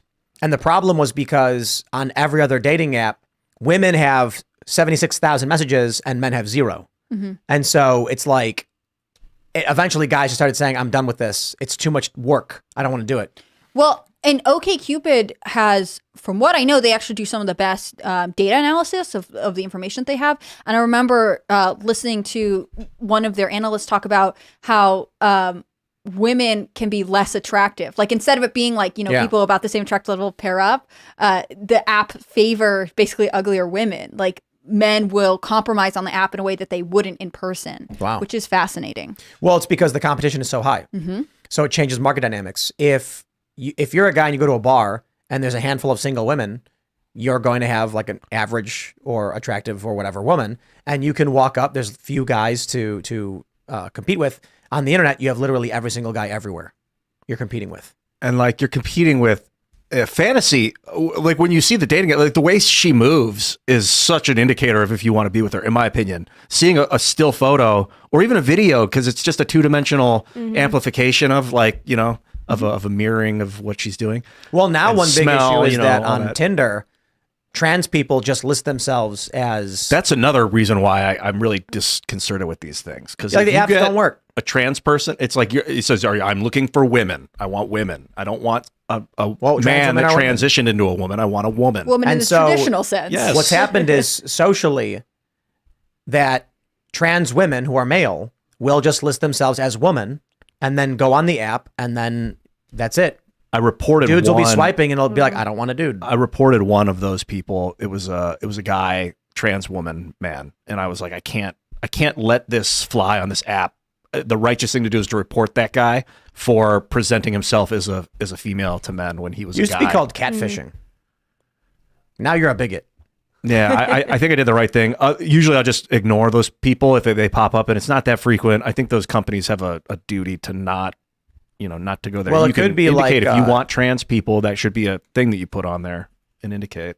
And it's really dangerous. I mean, if someone agrees to meet with an individual and not knowing that they're trans, that can be dangerous for the trans person. Mm-hmm. But there was like a viral post. There was a post that went viral from like Reddit where a trans person said that they lie intentionally and they advocated to not tell the person if you're passing, don't say anything until way later on. The best way to start a relationship on deception. Yeah. Oh my God. I just think that's crazy. I did there was this one post of this girl showing her Tinder screen. She was like, oh, there's this guy. And then she moves to her filming her laptop where he's wanted for stalking. Wow. So that's why I just think it's maybe better to meet people in person. You know well, what I I'm mean, saying? if you meet in person, you don't know anything about them at all. But if you meet people through friends or somewhere you have something in common with them, I just think that there is a way to better narrow down who you should be dating with. And you're more likely to have things in common with people that are in similar communities as you do, that share your values. On the internet, you could really be anyone. I think friends of friends is the best. Yeah. That's from my experience. There's people can vouch for them and people know them. That's why Twitter is so funny, because you get these people who go on Twitter and they're like, I'm being harassed by the far right. And it's like a 12-year-old. It's like a 12-year-old just saying you're dumb. You're so stupid. No. On the internet, people don't know you're 14. And so what happens is people go on Twitter and they get into these arguments, like a 40-year-old guy arguing with someone on Twitter, not realizing it's some 13-year-old who literally has no idea what he's talking about and doesn't care. I got to remind myself that when I'm gaming too. If some guy on my team is failing and I'm I want to be you idiot, you piece of shit. But I'm no, he's probably a 9-year-old learning. And so sometimes they actually are. They'll be like, thank you, my dad's letting me play. And I could have crushed this kid's mind. Thanks for playing with me. My dad gave me back my Xbox because I got good grades. Yeah. And you're like, oh. Kind words. Quit this. Go back to school. You're bad. Yeah, it's wild. Thinking of those. But that's the thing. When you have that barrier between who you're talking about and who you really are, it changes the way you act. I mean, that's why all bot accounts that tell you that you're annoying or that you're not good at stuff or whatever on the internet are faceless, because they're not actually accountable to anyone. They're anonymous. Let's jump to the other half of this story. We have this from Newsweek. Gen Z backs Donald Trump shaking up the country. I don't know what that means, but sure. They say a new Harvard Caps-Harris poll released this week found that Gen Z voters believe Trump will have a positive impact by shaking up politics if he's victorious over Biden. The survey posed the question, do you think Donald Trump is someone who will shake up the country for the better, or do you think he is a danger to democracy and will hopelessly divide the country if elected?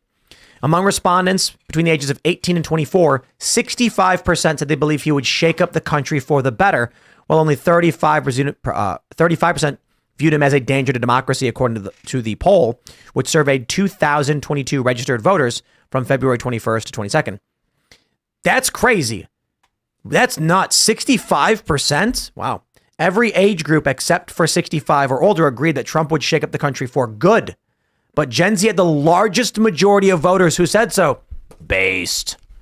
I'm saying, you know what it is? It's because we keep saying it. For all these Gen Z kids who are wondering why they can't buy houses, why they're struggling to find a family or fund a family, get a car, go on vacation, buy clothes, or even just buy food. I see all these videos all the time on TikTok where they're like, why can't I afford anything? They're giving all your money to non-citizens who are illegally entering the country. Or to Ukraine. And to foreign countries. Yeah, and to Ukraine. That's great. They've sold you a false bill of goods too, right? You were told, go to college, take out the student loans, you'll get a job, you'll be able to pay off those loans really quick. These people aren't getting jobs that are, livable wages because inflation is so out of control. They're saddled with this student loan debt. Like you said, they can't get houses. It's absolutely out of control and they feel trapped. They're living like serfs, essentially. They're living on credit. They don't own anything. They have to rent every single thing that they own. They're paying in installments on almost everything. It's a disaster. Yeah, that feels tragic. So either you vote differently than your parents voted, meaning you vote for a conservative president when your Democrat parents vote for Joe Biden, or you just fall into a depression and give up. There are very few options for the future. This is another story as well. It just popped up literally in the other article. Democrats are changing their mind about Trump. The same Harvard or a similar Harvard Harris Caps poll released this week found that Democrats' general approval of the former president has risen since he left office in January 2021. But it's like this.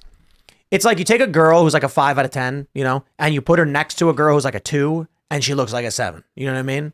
So that's what you got. You take Donald Trump. Democrats are like, we really don't like this guy. Then you put in a Joe Biden and they're like, he was the greatest president of my life. Mm-hmm. Could not be better. Democrats are like, I really miss that guy. It's going to be weird. I mean, how is Trump's polling improving among Gen Z and Democrats while Rachel Maddow and Chris Hayes are shrieking into the wind and bashing their skulls on the wall? Yeah, Gen Z's not watching Rachel Maddow, I guess. 71 years old. Yeah, exactly. This is crazy. In 10 years, MSNBC is going to have no viewers left. It's insane. Like average life So MSNBC's average life expectancy is on par with its average viewer age. So it's like 71. Okay, well, the average age for a male in this country is 79. What's it for women? Like 81? I think something like that, yeah. 81? But Trump's going to need this kind of overwhelming support from independents, from maybe some Dems that flip over, from Gen Z. We need these surprises because we know that they're going to try to rig it like they did 2020. So we need to make sure that we have, you know, an overwhelming wave of votes that are going to counter that, I think. Because these election laws that were, you know, in the dead of night during COVID changed all these states like Pennsylvania, different constitutional changes they've made. Those are still on the books. So I think that, you know, we really have to make sure that we overwhelm at the polls. Why aren't Republicans, you know, because stopping that now? The RNC is a joke. I mean, they should have lawyers now in every single state fighting these election laws. The left has Mark Elias. He has 31 something cases on election issues and ballot access. We don't have our Mark Elias. So we definitely need more lawyers. We need an RNC chair that's going to take that stuff seriously. Yeah. Well, here's hoping. Average life expectancy for men, according to the CDC, is 73.5 years, and for women, 79.3. That can't be right. We just looked this up like last week. Oh, this is what the CDC must says. be right. Mortality in the United States, 2021, figure 1. Wow, so Biden's way past. But Biden is robust. Didn't we learn that the other day? Yeah, and he didn't need a cognitive test. No, everything is fine. Stop asking. Wow. Male 73. That life expectancy right now for both as of 2021 is 76.4. Yikes, Biden. Woo. He's supposed to make it another 4 years. Joey B. Jeez. I used to work at a restaurant called Joey B's. I mean, that puts Donald Trump 3.5 years past life expectancy as well. And there's such a big difference between them. There is. I don't know. Rough times for Biden. Yeah, I know. I mean, Speaking Trump's of standing spry, next to someone who makes you look worse. I'm really optimistic, though. I want to show this Gen Z thing again. I mean, 65% of 18 to 24-year-olds think Trump will make the country better.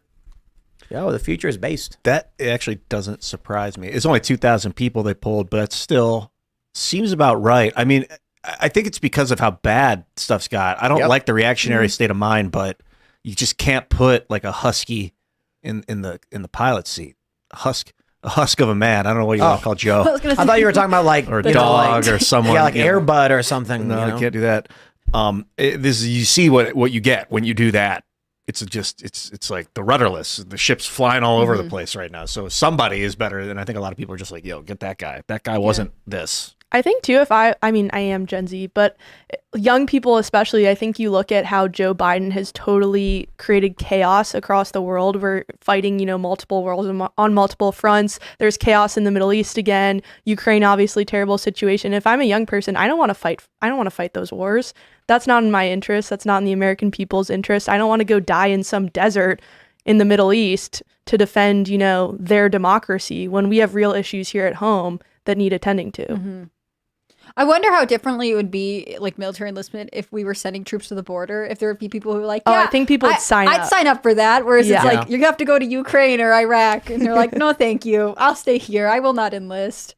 I think that's the thing, though. Like, people will act if they feel as though the cause is justified. And right now, I don't know anyone who would want to serve at the pleasure of Joe Biden, who can barely navigate a stage and who also seems to be more concerned with the world than with the people at home. The establishment narrative is crumbling with the age of their average viewer, though.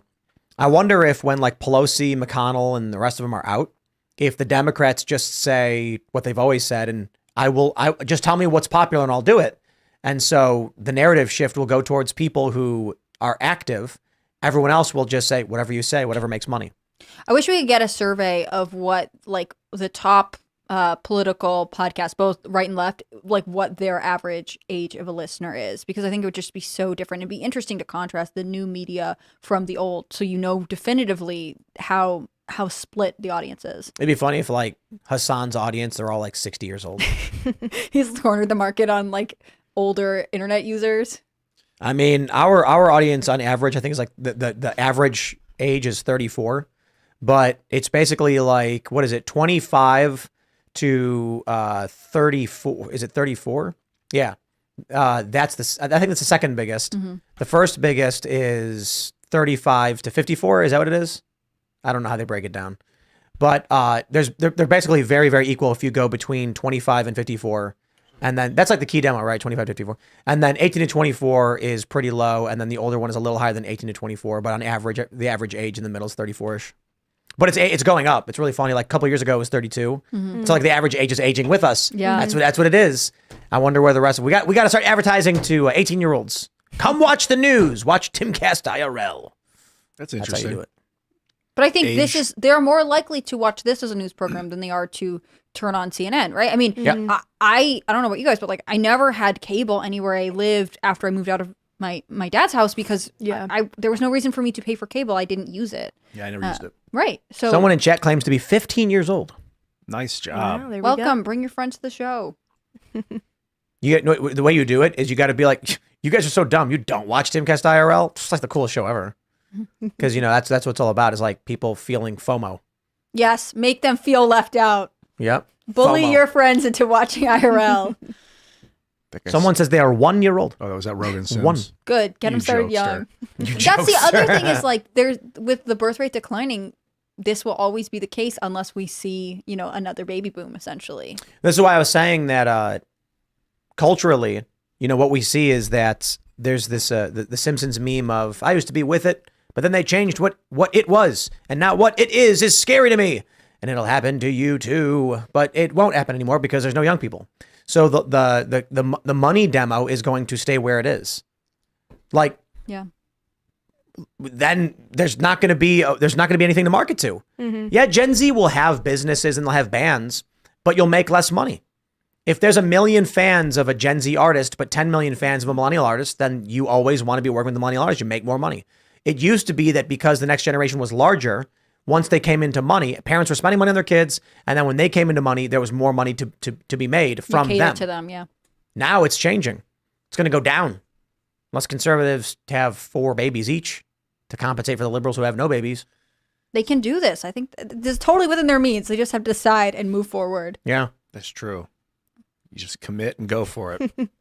But I think that's true of so many things. Like we were talking about marriage earlier. Like you have to live a life where that's something you want. These things don't just happen to you. If you are concerned about the birth rate, you should actively want to have children. Hopefully you like them, but you could do something about it. If you're concerned about the values of your community, get involved with it. I think so much of it is people deciding that, everything is lost and sort of just like sitting back and saying, well, I can't make a difference. And, why does it matter? And that sort of defeatist mentality is what I really want to get away from. Yeah. And I think that for a long time, that's kind of been endemic on the conservative side. We've seen leftists kind of be professional activists, right? They're fantastic at it. They're always picketing. They're always protesting. They're always volunteering. And I think that conservatives, until recently, hadn't really been as engaged. They have kind of been hands off. They've had their day job and they've left it to, the political professionals, so to speak. And now that people are realizing those political professionals have sold us out, they're not, advancing my interests. They're ripping me off. They've kind of started to get off the couch and get engaged. They're running for school board, county commissioner,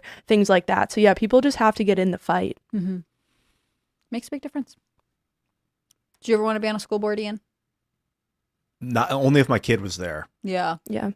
It does make a big difference. Having kids makes you look at your community differently. Oh man, the amount of feeling. I don't have kids now, but I have been through a couple of pregnancies that unfortunately did not pan out. But that feeling of like wanting to defend my territory got really intensely primal really quick when the reality started to come in. Like, oh my God, life is depending on me now. Mm-hmm. Big every step. Like I can fuck off right now. I can live my life and fuck around. And it's like, yeah, I think it's great and wonderful and meaningless. Until you're 70. Yeah, exactly. And then you're going to be like, hello? Get me one of those pods. Hello? Plug me away, son. Yeah. That's the scary thing because like all these liberal women who don't have kids and aren't getting married, the good news for them is that Neuralink will be around. And so when they get plugged into the pod, the feeding tube gets wired right into their throats with the roach paste to go into their bellies. All they got to do is hook their brain into the Neuralink and then they'll have a fake family. God. I hate our dystopian future. I don't like this at all. Well, it's like... I mean, it's good for them. I'm glad that they it's good for us because otherwise they're going to be be voting demanding that we take care of them. They're gonna like these millennial women when they're 70. It's gonna be a nightmare. Do you think it's going to be, instead of saving for a retirement fund, they're going to have like a Neuralink check out of life fund? That's like that. There's a bunch of shows like that's like it was like a Black Mirror episode. Yes. So millennial women today who are like 35 to 40 who aren't getting married and have cats and are now where it's like, well, I'm too old to have kids. They're not going to have kids. They can't have kids. Guys are going to be like, I can have a kid whenever I want. You could be 70. You could be a guy at 70 and have kids. And so they're going to go for younger women. These millennial women are going to be like, well, that ship has sailed. They're going to buy a bunch of cats. And then when they're 70, they're going to be like, I need someone to take care of me. So the government should do it. And then they're going to demand everyone else pay for them. Well, I say we put them in it should be, you get put in the Neuralink. We Neuralink you, and then you can have all the cats you want. When I was saying put me in the pod, I meant the suicide pod that they're doing in Canada. Like, geez, my time has come. They do have that. Like, I don't want society to have to pay for my burdened body anymore. Well, these millennials are absolutely going to say they should pay for my burdened body. Fuck that. That is weird that like suicide tourism is going to go on the rise because they have it in Switzerland too, and people will go and they have those pods in Canada. Ian's not kidding. No, in Canada and Switzerland. It's MAID, M-A-I-D. Was it something medical? assisted? Now wasn't the latest story that there was like a homeless woman and they're like, have you considered MAID? Yeah. Mm-hmm. Like you have no home. How about the pod? And it's like Futurama, man. And you put a quarter in. Having that mindset. And then the mindset of having a kid, of like protecting a child with everything, is like it is the antidote for that disillusionment of like, where's the suicide pod? That is the antidote. That's the only thing I've ever experienced that was some more reason to be. It's interesting though, because like if you look at our founders, like not all of them had children. I think they're used to there was like a civic responsibility. People felt a duty to their community to better society. And we've really lost that, I think, in the modern age. Obviously, kids, as you said, are a big driver of that. But where are the people without kids who do just want to run for school board or something like that, or like coach a little league team? They feel the same responsibility if they don't have kids, but they have nieces or nephews, right? Like the idea that like there are, just because you don't actually have the children doesn't mean there aren't children in your community that need you to advocate for a good future for them. All right, we're going to go to Super Chats. So if you haven't already, would you kindly smash that like button, subscribe to this channel, share the show with your friends, head over to timcast.com, click join us, become a member, because the members only uncensored show is coming up at 10 p.m. You don't want to miss it. And you also get access to our Discord server where you can hang out with like-minded individuals and submit questions to call into the show and talk to us and our guests. Now let's read Super Chats. Smash the like button. Let's go. Harry Lawrence says, first. Correct, sir. You are first. Good job, Harry. Big 75 says, little blue heart emojis on X are how people signal their support for child exploitation. Really? Is that what they're doing now? Sunco Samurai says, Tim, you should totally make a Chicken City themed doomsday clock. What is it, like the countdown to when we eat them? Raymond G. Stanley Jr. says, Tim, are we going to be eating Luke tomorrow? No, we are not. Little Luke is not going to be eaten. It was the excess roosters. So basically we had... like here's the thing about chickens. They make more of themselves if you just leave them be. And then you have too many because they're little ones running around and stuff. And so we had a bunch of boys and it's like, what do we do with them? And I was like, well, we can't fit them in there. They don't fight. It's not true that you put two roosters together, they fight each other. If you take two chickens at all and put them next to chickens they don't know, they'll probably fight, try to assert dominance. But if they grow up together and they're next to each other all the time, they usually don't fight. If you introduce a new rooster into a new flock, they'll attack him. He's an outsider. So I was saying, like, we could just let him go. You know, just like let him go.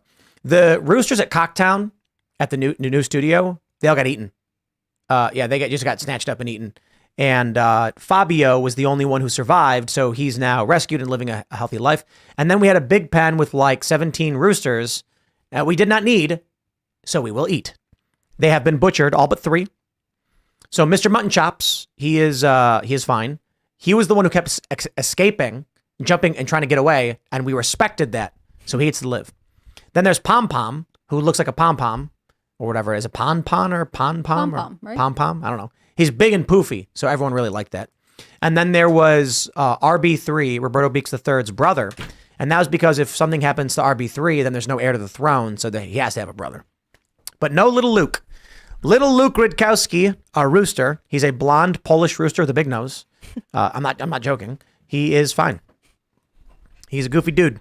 I think it was actually like, I think it was, we got a rooster, a baby and he's a Polish, and they have like parted hair. It's blonde.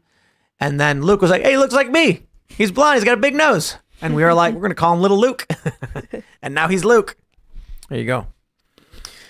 Max Reddick says, culture war idea, Destiny and Dave Smith. Such a good conversations to be had. Would also love to hear Destiny and Tim discuss J6. I think we did before. And I think Destiny is just a partisan in this one. Like, it's just simple. Bad things happened. They're not good things. Like, we criminally charge them. But seriously, 20 years for this stuff? It's wild. So, but yeah, certainly. I think we did talk to Dave Smith about having him come with, like, sit down with Destiny. I think Destiny, we talked to him too. But I don't know. Just never got it done. All right. We'll grab some more super chats. Jacob Parody says, Eric Prince said there's a 70% chance China caused the cellular outage. Sorry. Everyone should become a prepper. Well, New York's Letitia James is investigating the outage. She's on the case, guys. That's right. Everyone can feel safe.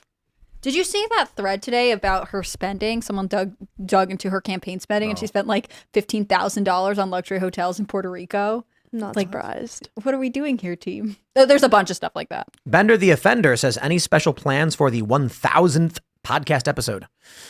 No, I don't know. Maybe. Let's see. When would that be? So what is this episode? This is 972? 972. So we got 28 more, which basically puts us down there in the, let's see, where are we at? That's going to be, that's going to be like April. Yeah, it'll be in April, huh? So let's see. We're going to have 1,000 guests rotate through the seats. So yeah, it's going to be like, let's see here. April 8th? Is that when it's going to be? The 8th? The 8th. No idea. I don't know. I don't even know who's going to be. Wait, hold on.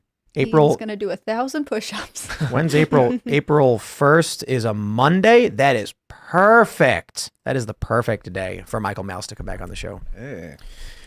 We haven't booked him though, but April 1st is basically Michael's day. So I'm sure he's planning something. I don't know. What did he do last time? Oh, he dressed like me, right? Mm-hmm.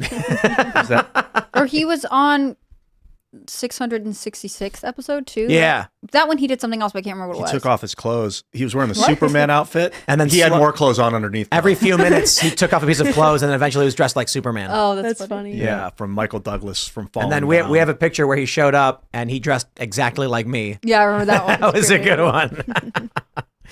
All right. The Clapper of Cheek says, I like how Tim says Trump is a bad guy for a lot of reasons, but can never seem to list any reasons. 59 Tomahawk missiles into Syria, commando raids in Yemen. There's 2.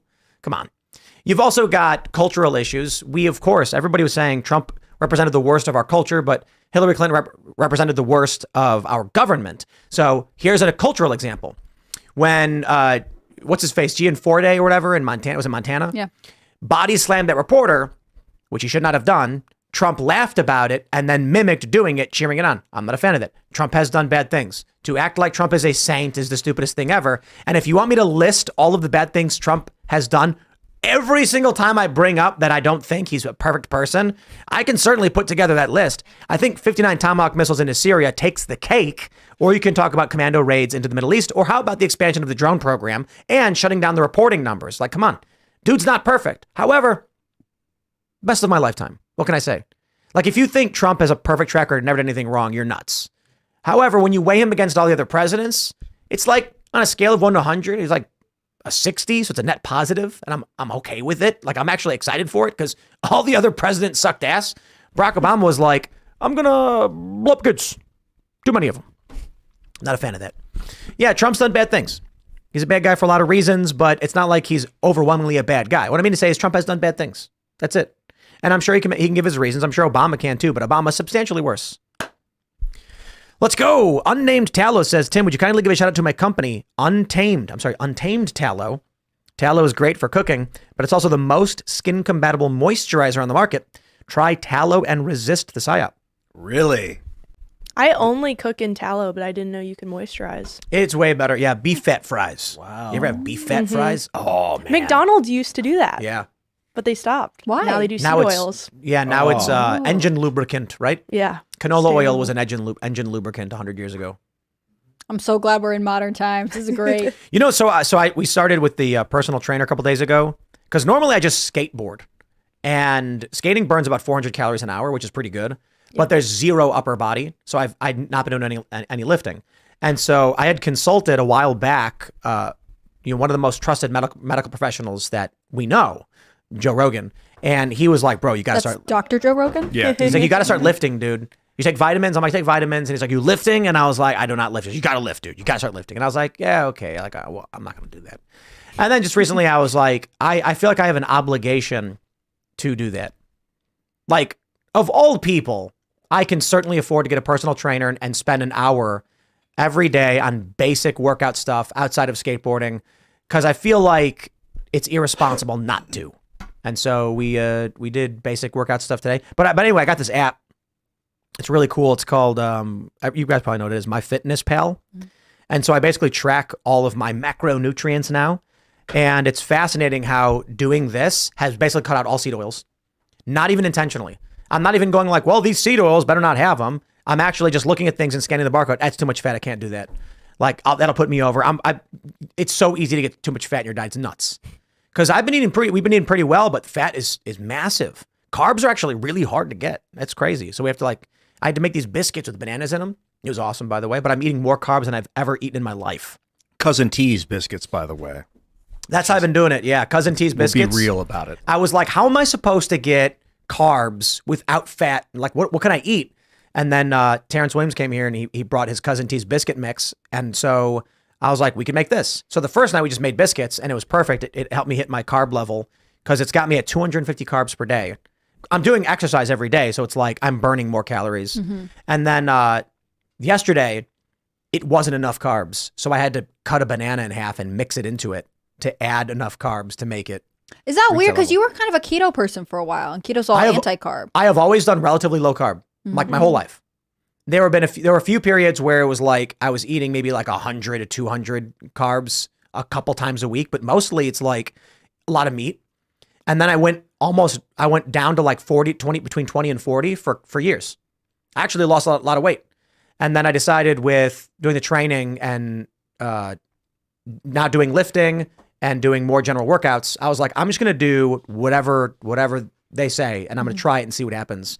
So now I have to eat a mass amount of carbs that I don't normally do. I just don't want to eat carbs from flour. I want to get it from non-flour. You can. Rice. Rice is a bowl good of rice one. is a good one. Yeah. Bowl of rice. But we'll see. We'll give it a shot. I think still the issue for Americans is they eat too many carbs. Like, this is the crazy thing. Yo, this candy that we got for Leap Day. That's crazy that it's legal and sold to children. It's crazy. So we got these Valentine's caramel hearts. They're chocolate with caramel. And I was like, I'm a little low on my carbs for the day. So maybe I'll eat like one or two of these because it's like, it's a piece of candy, but I needed 40 more carbs for the day. Holy crap. Like one little heart was like 20 carbs and it was like 10 grams of fat. And I was like, and 100 calories, some ridiculous amount of calories. And I was like, dude, candy is bad. Wow. I mean, if the world ends, you've got survival food, basically. It's not the best thing. Anyway, shout out to your tallow. Yeah, so now, we had shout out to Good Ranchers sponsoring the March 5th event. That's cool. They sent us a bunch of meats, and I got to say, it was like one of the best burgers I've ever had. Oh, wow. They sent us Wagyu ground beef, and so that's what we had today. I had a burger with grilled onions, cheese, and it was amazing. Super good. Shout out. All right. Let's grab some more super chats. What do we have here? Romanation says 10% for the big guy is substitute for Biden's remaining brain capacity. 10% from the big guy. It's all he's got left. Ginger Prime says part 1. I'm 31, restaurant owner in PG County, Maryland. The county had asked me to participate in Meat Out, a pro plant-based food day to serve and give discounts on all vegan plant-based items. I will not only not participate. Part 2, I will, however, be giving a discount on meat, non-vegan options, being it is 95% of my menu. But I will also have flyers with information about the benefits of meat, especially having lupus and being on a carnivore diet. Very nice. Interesting. Shout out, man. Meat is great. It's actually, in order to get the amount of protein I need, I'm doing 2 protein shakes. So here's what I've been doing. Protein shake in the morning with milk and cinnamon, Jocko Molk, super awesome. And then after I finish my morning workout, or not, I'm sorry, my morning work, it's like the morning show. If I skate, which is usually, then as soon as I'm done, I will have another protein shake. And then 2 hours from then, it's dinner time. And that's where it's just like massive dinner. Yeah, but I feel pretty good. Those shakes go a long way. Do you Jocko Molk it up every time? Jocko Molk is the best protein powder I have ever had in my life. I like it a lot. No question. It's nuts. I'm gonna make one when I go down there. I've gone to GNC. I've had a whole bunch of different kinds of weird protein powders, and I've ordered different kinds. We went when we were traveling last time. We were in Des Moines. We got protein powder, and we got some like weird Walmart brand or whatever. There's no question, dude. You take a scoop of Jocko Molk, you mix it with like 2% milk, and you put some cinnamon in it, and it's horchata. Dude. It's amazing. I'm putting it on my bucket list. When I gain 20 pounds of muscle, Jocko's coming on the show. He'll come on when I'm ripped. Not a minute before. No, not before. A minute before. He won't bless me with his presence until I'm ready. Yeah, but I found it because I was looking for protein powder that didn't have Splenda in it. And his came up, and I'm like, I like Jocko. Let's get this. And then I looked at the ingredients, and I was like, this dude knows exactly what's and it's up. Jocko Willink, in case you don't know. He's got a show on YouTube. Great guy. Awesome guy. Let's go. Jesse Montgomery says U.S. Civil War and World War III concurrently. Not even a bold prediction. Right? I'm saying. Jeez. Let's go. Mega Mikey says, be warned, a lot can happen between now and April 22nd, and it's safe to assume Democrat activists will try to intimidate SCOTUS judges, maybe worse than what they did to Brett Kavanaugh. Seriously. And they don't get, what do they get, like $200,000 a year? Supreme Court justices? Sure. Not enough to put up with what the mainstream media is putting This through. is why most people who work in government are, like, in Congress, cheat. Because it's not worth it dealing with. I was saying this before. I can't remember who we had on the show, a member of Congress, and I was like, the amount of stress that I have to deal with doing a show like this, I couldn't imagine doing it and getting paid $174,000 a year. I'd be like, not interested, dude. I'll start a car wash or something. Well, do you remember after the Dobbs decision came out when they overturned Roe v. Wade, all of the I think all of the conservatives justices' homes were docked. So on top of like the fact that they're dealing with being criticized everywhere, they have to all be actually concerned for the safety of all of their children. Yeah, it's just wild. Yeah, man. All right. Brent Anderson says, "Bring back the God Emperor." It's looking more and more likely every day. Mike, with Jeremy Boring. No, he's the God King. He's the God King. Yeah, little G. Mike Vasquez says, ever thought about moving some business over into Texas? We did, and then we didn't. The idea was to create a satellite studio in Austin because of the high density of Austin-based personalities. But it's just very expensive and difficult to get there. The idea would be that we would buy a house in somewhere like north of Austin, and then on like a Saturday morning, fly there, spend the week in Austin doing shows from the Austin Satellite Studio where you have people like Michael Malice and Blair White, and then flying back the next Saturday and then resuming our shows in the DC area. It's just like with all the stuff we've got going on, especially with Martinsburg, I was like, I don't know if I want to spend, like the whole project would cost us $500,000 depending on the price of the house. So I don't know if it's worth it. We got so much stuff going on with the Martinsburg anti-Times Square. A lot of stuff has to be done. And we really, what we need for this anti-Times Square in Martinsburg? Look, we're opening Cast Brew. We need other people to step up and just do it. So, we talked to Terrence Williams about Cousin T's Diner, and that's a real possibility we're looking at. But we need other people who are prominent personalities who want to start brands or who have ideas to get the show on the road. I also like that you picked a state that not everyone is flocking to and are investing in it, right? Like, I love West Virginia. I love, like, it's the people, the culture here is really cool. And I think it's cool that this is like something that I know as a staff member who lives out here, like, I like being able to be like, I care about this place because I am a part of it, as opposed to just like sometimes here, sometimes around. And I love Texas. I mean, it's nothing against Texas. It's just generally 2 to 2.5 hours from Pittsburgh. It's 3 or so hours from Philly. It's an hour and a half from DC. What is probably like 4 hours from Richmond? I think it's less. I think it's 2.5, maybe 3. Richmond's got to be 3. Is it 4? I'm really bad. Maybe 4. But I mean, and then Frederick is also a decently large city as well, 300,000 people. There's a lot of metropolitan activity. It's not hard to get to. I think it's remarkable. Like Pittsburgh's super close. Yeah, you got Cumberland as well. So there's a lot of people who could easily come down. So it's a fairly central location while not being like in DC where you're getting crushed. Richmond's 2.5 hours away. What? My phone is saying 2 hours and 35 minutes. Wow. Okay, even better. 162 miles. That's fantastic. I thought it was a little further. Maybe with traffic. Maybe because of this time of night. All right, we'll grab some more. What do we have here? No Name 99 says, I am 58 years old. I consider myself well informed because I watch folks like Tim and Crew and Styx. I appreciate you and your cast's hard work. Keep it up. Kids and grandkids depend on it. Thank you very much. Styx is fantastic. He's one of the best. Yeah, he was fun to have in the studio. He's a smart fella. I'm sad I missed that episode. We'll have to have him back someday. I like him a lot. He was early adopter of Minds. He could see the writing on the wall with censorship stuff early. He could see that. Pirate Leader says, your show is greatly appreciated in the 30-year-old crowd. Mainstream comes off as incredibly arrogant, authoritative, and disingenuous. Keep bringing the truth and keeping us sane.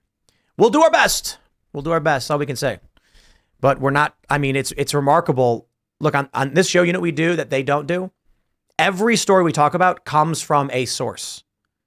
So it's like, whether we're pulling up CNN, criticizing their use of language because it's manipulative, but showing CNN is saying this thing. You watch Rachel Maddow or Chris Hayes, and he literally just says a whole bunch of things not true. Trump tried to stage a coup to overthrow this country. What? Like, I'll pull up CNN's source about Matthew Martin about how he got acquitted because the cops waved him in and how they wrote weird language. And then it's like, okay, well, CNN said it. I mean, if we're wrong, CNN said it. Let's go. God gave rock and roll to you. Yes. This chat is lit up by boomers and Xers. Love it. I wish some of y'all could talk my mom into ditching MSDNC and CNN, if only. I suppose you'd have to do it. Yes. We do periodically have segments that hit at that quite well. That are like, here's something that debunks a narrative. Wholly show this to your friends. You know, I wouldn't know any off the top of my head, but I know we say it a lot. Like, here's a good video that you can share with your liberal aunt and ask her what she thinks. Mm-hmm. All right.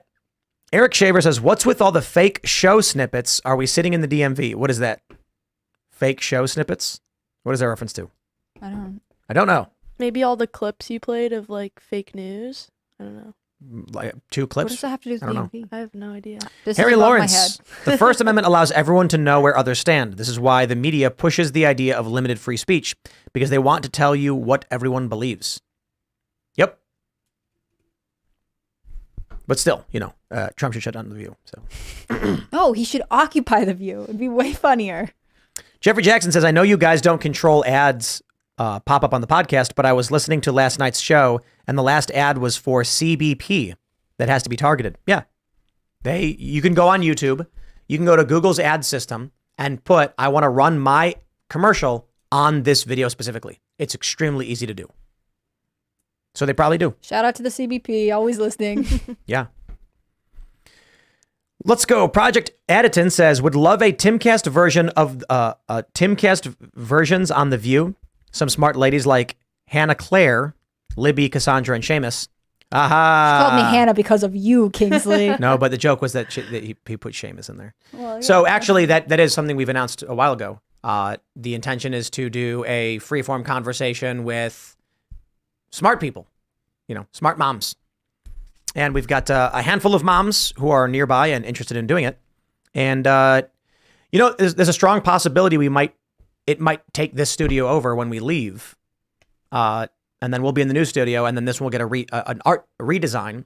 And then we would have the ladies host the morning show. I believe we would air it the exact time as The View for the same duration of The View so that we can begin to supplant The View. And then we'll run commercials. One thing we're doing is we're going to run the Rooster Cast Brew commercial on Fox News. Oh, cool. That's the plan. Awesome. The original one? Yeah, that's the plan. I say we're going to, but we're going to reach out to them and they'll probably say yes. It's not going to be a particularly effective commercial, but it's hilarious. So, you know. Yeah. It's like a slow run. Like you could run it on YouTube, pre-roll it on all sorts of stuff because it's just a funny little skit. Get all those clicks. Yeah. The click-through rate's incredible on the music video. What were you saying? Yeah, in the music video. What we need for... The retention, rather. It's incredible. What we need for the Casper thing is to do a new one with a promo code. The promo code allows us to track the effectiveness of the commercial. And so we should. So we need to film a new one. Let's think about one for Cast Brew Coffee. And then we'll do a promo code. And then basically what we try to do is we measure the cost of the ad run versus how much we generate. And you're just trying to get slightly above. So if it's $100 in ads to sell $101 in coffee, boom, you're in the money. And maybe 99, like run at a micro loss just because of the promotion itself and the sales getting return customers. You can't run at a loss. If it's eventually cease to exist. You could calculate it for like a short-term loss to get recurring customers later. I mean, that's But you calculate that all in, so it's like if we're gonna, that's still part of the equation. We also have another Cast Brew commercial that hasn't run really, which I think is pretty good. It was like the sequel. Yeah, that one's pretty funny. Reggae Vibe says 99% of dating apps are garbage. However, I have a friend that is happily married, Christians, and neither were wealthy. There is a chance. Right on. So you get out of it what you put into it. Right. Desert Rebel says Mormon here. None of what you said is accurate on attitudes towards women. No clue where you are getting that from, but you need to do some better research by asking actual Mormons instead of haters. I was listening to my friend read off a bunch of the original Mormon doctrine. He was going like line by line, and he read me like 20 different things, and one of them was what I was talking about. All right, we'll grab some more. What do we have here? And he said that a lot of those doctrines have changed over the years. Like allowing African Americans to become fathers and pastors. Yeah, I remember that one. All right. Random Eskimo says, as a Latter-day Saint, please make sure Ian is only allowed to talk about graphene or how stupid he is, because apparently he's pretty much unable to talk knowledgeably about anything else. I think you offended the I must have. I just lost the Mormons vote. The LDS vote. Joseph Smith, the founder, was charged with approximately 30 criminal actions during his life. I'm not saying that criminals are necessarily bad people, but I didn't know that until just now. No hate for Mormonism. I'm just learning about it as I go. Bender the Offender says dating apps follow the same business model as a therapist. They have to keep people single in order to keep the money flowing in. That's right. That's the weird part of it. What are they investing in to ensure their long-term growth? Seems corrupt. Mm-hmm. Let's see. Pat Pon says, Ian is a little ignorant about a religion to be so harsh about them. Even foregoing the time, there was a kill bounty on Mormons in Mississippi. So in the beginning, and like roster Mormon men were killed while their wives ran. Like rooster? Is that what you're saying? Maybe he's talking about how roosters will sacrifice themselves for the women. That's why roosters are very based. Okay, we'll grab some more. We'll grab some more super chits. Coco Madetta says, I met my wife on Tinder, and I'm a disaffected Mormon. Just about everything you said about the church is incorrect in some way. Ask the angel guys. Yeah, I think getting your information about Mormonism from a Mormon might make a little more sense. But sometimes, people will be misled on purpose to follow the flock. So you really gotta dig deep. Marian Holtzman says, you want real skincare made all natural of tallow. Try K-Leave. Is that how you pronounce it? This woman made this all for the skin condition her husband had coming back from Afghanistan. Please try it. It's wonderful. Wow, that's interesting. He goes on to say, contact the Dilly Show. He has built the conservative commerce brand on his channel. Some of his sponsors may be interested in your Martinsville project. That would be great. Yeah, the idea is like, think about all these different personalities and what kind of business would be properly associated with them. Cousin T has pancakes, fried chicken mix, biscuits. I'm like, it's a diner, dude. Cousin T's Diner. I think that was his idea, actually. But that makes perfect sense. So we're like, let's open up a diner in Martinsburg. Cousin T's Diner. Bang. Let's roll. And Papa Jack's Pizza Shack. Come on, Jack. We got to do the old classic Pizza Hut. Family traditional pizza place. And it would be really cool. I was talking to the Public Square guys. If there was a Public Square market, that basically when you go in, it's stocked with all the products from all the different Public Square brands. Be cool. So every product in the store. So basically it's like your typical pharmacy convenience store. Mm-hmm. And you walk in, you're like, I'm going to get a milk and a jerky. And there's farm milk from a Public Square company and jerky from a Public Square company. All of it. That'd be cool. And I was telling Angel Studio guys, I got to buy theater and then make the Angel Studios theater. Like, let's build this anti-Times Square, but everyone's got to decide to do it. I suppose the thing is, if you build it, they will come. Nobody wants to be the first one to do something, but we're building Cast Brew there, and then we'll do our best to start getting more businesses to come in. But once we get to like 7 businesses, the demand will be impossible. That's why I'm saying you got to get in now, guys. I'm not the boss of this. I'm just some dude who's doing it. So y'all who you should find a commercial space and get it now. Because I'm telling you, once we've got like 15 public square businesses with their own storefronts, every other business is going to be desperately trying to buy up property there, and they're not going to be able to because demand will outpace supply. So don't miss your opportunity to get on this train for the anti-Times Square. All right, Spencer Jensen says, like you wouldn't ask Whoopi Goldberg to educate you on Trump. You don't want to use mocking secondary sources for your understanding of LDS Church. Oh, I get it. Like you wouldn't want to ask Whoopi Goldberg about Trump. You wouldn't want to use mocking secondary sources for your understanding of the LDS Church. Right, that's why I said I don't believe South Park. What's the the Mormon book that starts with a C? It's not the Book of Mormon. There's another book. It's like the book of, I don't know, what they do. You know, Serge, I'm asking kind of you. You might have some better ID with Mormonism. Maybe not. This is the book that it was. Oh, anyway, I'll look it up. Marcia J. Levine says, remember me? I missed talking to you guys before you got huge and my super chats get lost now, but very happy for your success. All love from Cleveland, Tennessee. Well, thanks for sticking around, man. The show is very big. We get very many super chats. And in the early days, we'd read all of them. And then I got to a point where we're like, well, we can't read all of them. We'll read as many as we can. And now it's like, we certainly could never read all of them. So my friends, if you haven't already, would you kindly smash that like button? Subscribe to this channel. Share the show with your friends. Head over to timcast.com. Click join us for the members only show. Will be beginning very shortly. You don't want to miss it. You can follow the show at Timcast IRL. You can follow me personally at Timcast. Kingsley, do you want to shout anything out? Please follow me. I'm Kingsley Wilson on all the platforms. Put out a lot of content. And please follow my organization. We're the Center for Renewing America. We cover a lot of what's going on in DC and the swamp. So definitely give it a shout. Cool. I always love when you're here. It's fun to have you in studio. I'm Hannah Claire Brimlow. I'm a writer for SCNR.com. That's Scanner News. You can follow all of our work at Timcast News on Instagram and Twitter. It's the best. Go check out all the work from Chris Bertman, from Chris Carr, Adrian Norman, Cassandra McDonald, anyone else who I've forgotten. They're all great. If you want to follow me personally, I'm on Instagram at hannahclaire.b and I'm on Twitter at HCBrimlow. Thanks so much. Yes, follow me at Ian Crossland and check out eyesofadvice.com. Check out the music video. If you haven't seen it yet, it's wild. It's freaking wild, man. So get your eyeballs on that thing. Eyesofadvice.com. Today's the last day. There's 2 hours left. If you want to buy the song at eyesofadvice.com on iTunes, Amazon, or wherever else you want to buy it, that would be greatly appreciated. We didn't do a big push for it this week. I don't like to just, like, we're going to put out a bunch of music. I don't want to make every song the apocalyptic. We got a chart.